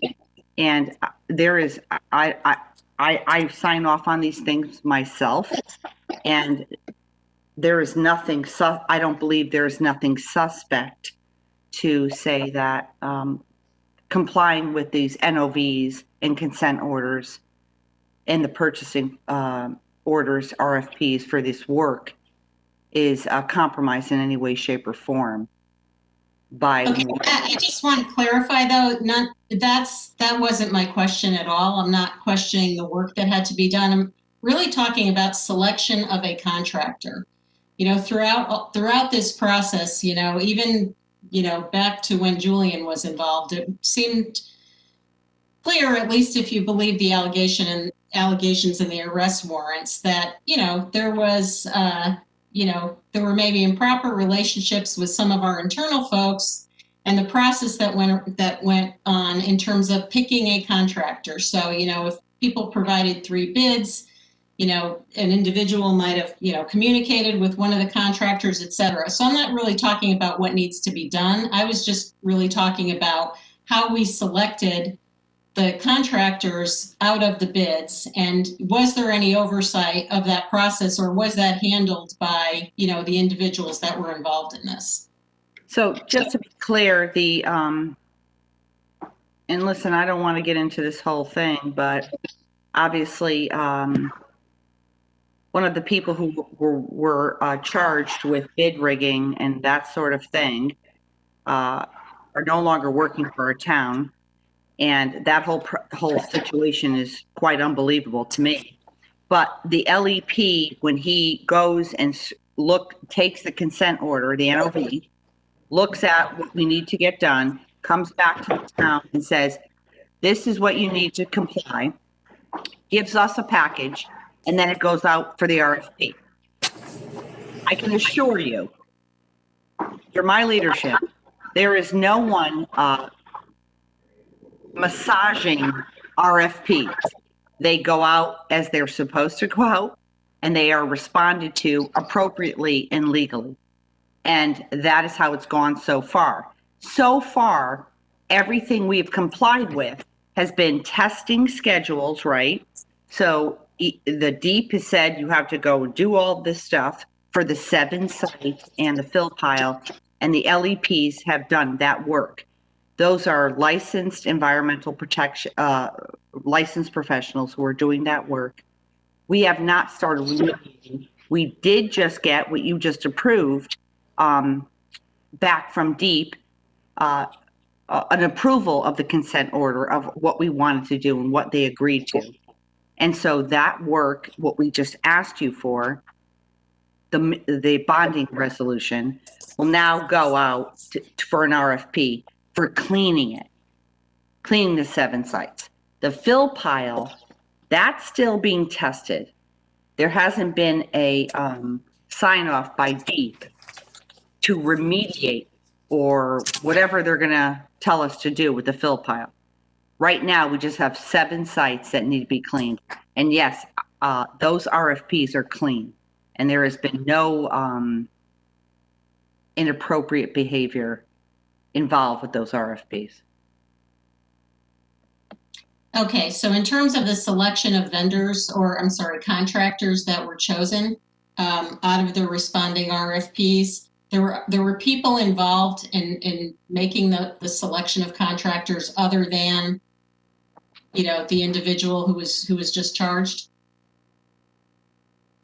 That was really my only question. I'm sorry, are you saying that you thought that the employee who was charged was involved in the RFPs? Is that what you're asking? Yeah, I'm just asking, when we send out an RFP, if we get back 3 bids, right, there's a decision made on which contractor to pick. It might be the cheapest one if everybody complies with the bid terms, or there may be some judgment involved in who to pick to do the work.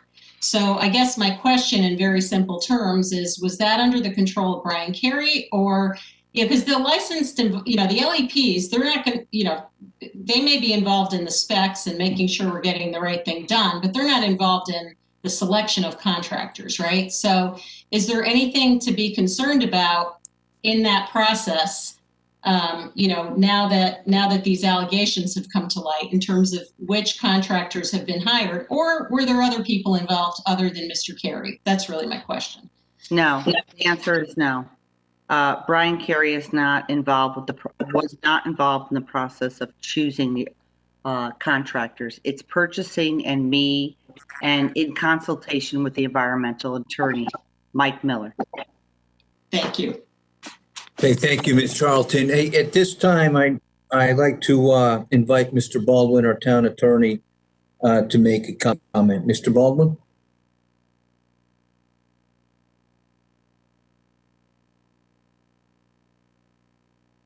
Jim, if you're trying to speak, you're on mute. Got it. I'm back on now, right? Yeah, thank you, Jim. Thank you. I just want to kind of reiterate what Brenda was saying, but also emphasize that while the allegations are significant, they are, to everyone's knowledge, limited to the situation that existed at the time that the berm was created and this whole debacle started. There is no implication whatsoever in the affidavits or in any information that the town has received that that continued in any way whatsoever into the time period afterwards.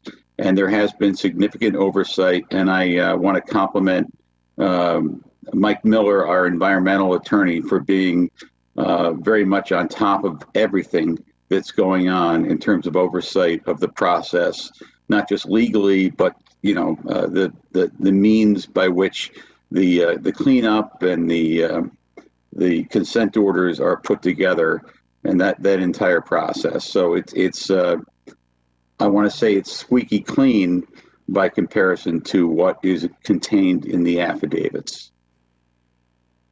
Thank you, Mr. Baldwin. Questions for our town attorney while we have him on the line? I don't see any. Thank you, Jim.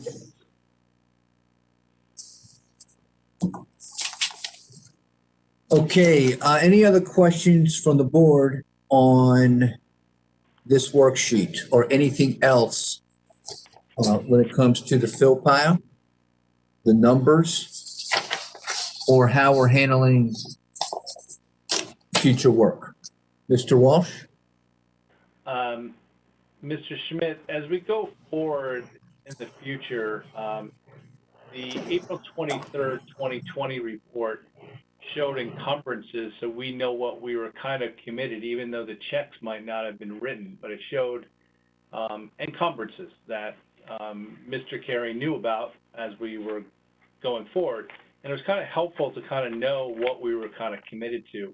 And to the extent that you can, after you now add the $1.6 million of bonding that we just approved, I think a week to 10 days ago, if you could just add that in and then show us what's been encumbered, at least to the extent that you have knowledge of it, so that we would know where we stood and what we had left in that account. It was actually kind of a valuable tool to have at the time of April 23rd. I'd appreciate that. Thank you. If I could, and if I'm understanding your question, so those items that might have been encumbrances at the time of April 23rd were manifested themselves later on in the year. as actual expenditures post April 23rd. Is that, I don't know if, I'm not sure if that's what you're asking or if that answers your question.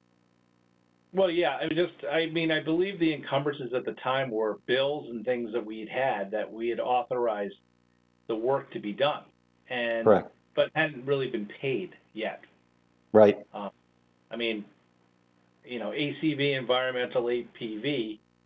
I mean, we had 40,049.34. That's the exact kind of number. We knew we'd had the work performed. We knew I guess that must have been an invoice. I mean, there was an exact dollar amount from Mr. Baldwin's firm. I mean, we had encumbrances against the amounts spent, even though the checks hadn't been written yet.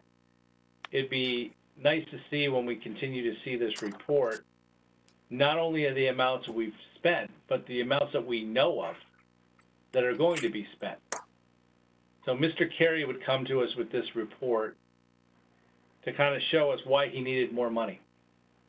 And it would show the amounts he had in the account, what had been spent in each of these areas, and then what was encumbered to kind of explain what we would need in the future when he was asking us for more money. And it would be nice to have those numbers when we have to make decisions down the line. I think I understand what you're saying now. So you're saying that, you know, as I mentioned, the numbers that were encumbrances in the April 23rd became expenditures that are in the right-hand column. And I think what you're asking for is in the future whether or not we can provide some kind of analysis like that, or the data like that, to show what's been spent and what's being encumbered. Is that what you're asking for? Yeah. So we get a better idea if we stood with the money, like the extra 1.6, like, you know, so we have some idea of approximately, you know, he had Mr. Carey, and I'm not sure whether it was done in conjunction with Ms. Bossy, but at the very bottom, it would be available balance at the bottom. So we kind of have some idea of what was left out of the 1.6. Sure, and we can, we'll do our best to keep a running tally of that and keep an account of that. And once again, I understand you're busy and we've asked you to do other things in other areas tonight. This is not something we need, like, at least I don't believe we need in like a week, but sometime before the next time we get your report, it'd be great. Maybe by the next quarter.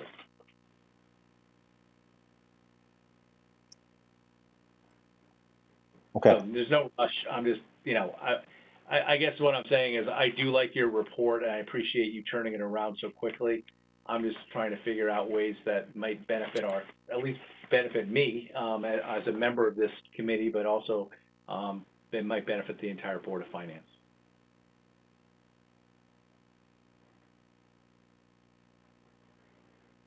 Okay. Jim, I You're can't hear you. muted, Jim. Okay, can you hear me? So like a running tab. Yeah. So the bonding resolution for this, I believe, was 1484, and then we had 202 for WPCA. So as we're spending it, you just have a running tab, and we'll know as we get closer to utilizing those funds when we might have to relook at another bonding resolution or another means of funding the work that needs to be done. All right, thank you, Mr. Walsh. Any further questions or comments? Okay, moving to item number 6, to hear, consider, and act upon any communications. Mr. Schmidt, do you have anything for us? I have nothing additional. Okay, thank you. Anything from the board? Seeing none, item number 7, to adjourn. Can I have a motion to adjourn? Mr. Walsh, seconded by Mr. DeWitt. All right, happy Thanksgiving, everybody. Have a safe rest of the week, and we'll see you on December 1st. Have a good night. Thank you. Thank you very much. Happy Thanksgiving.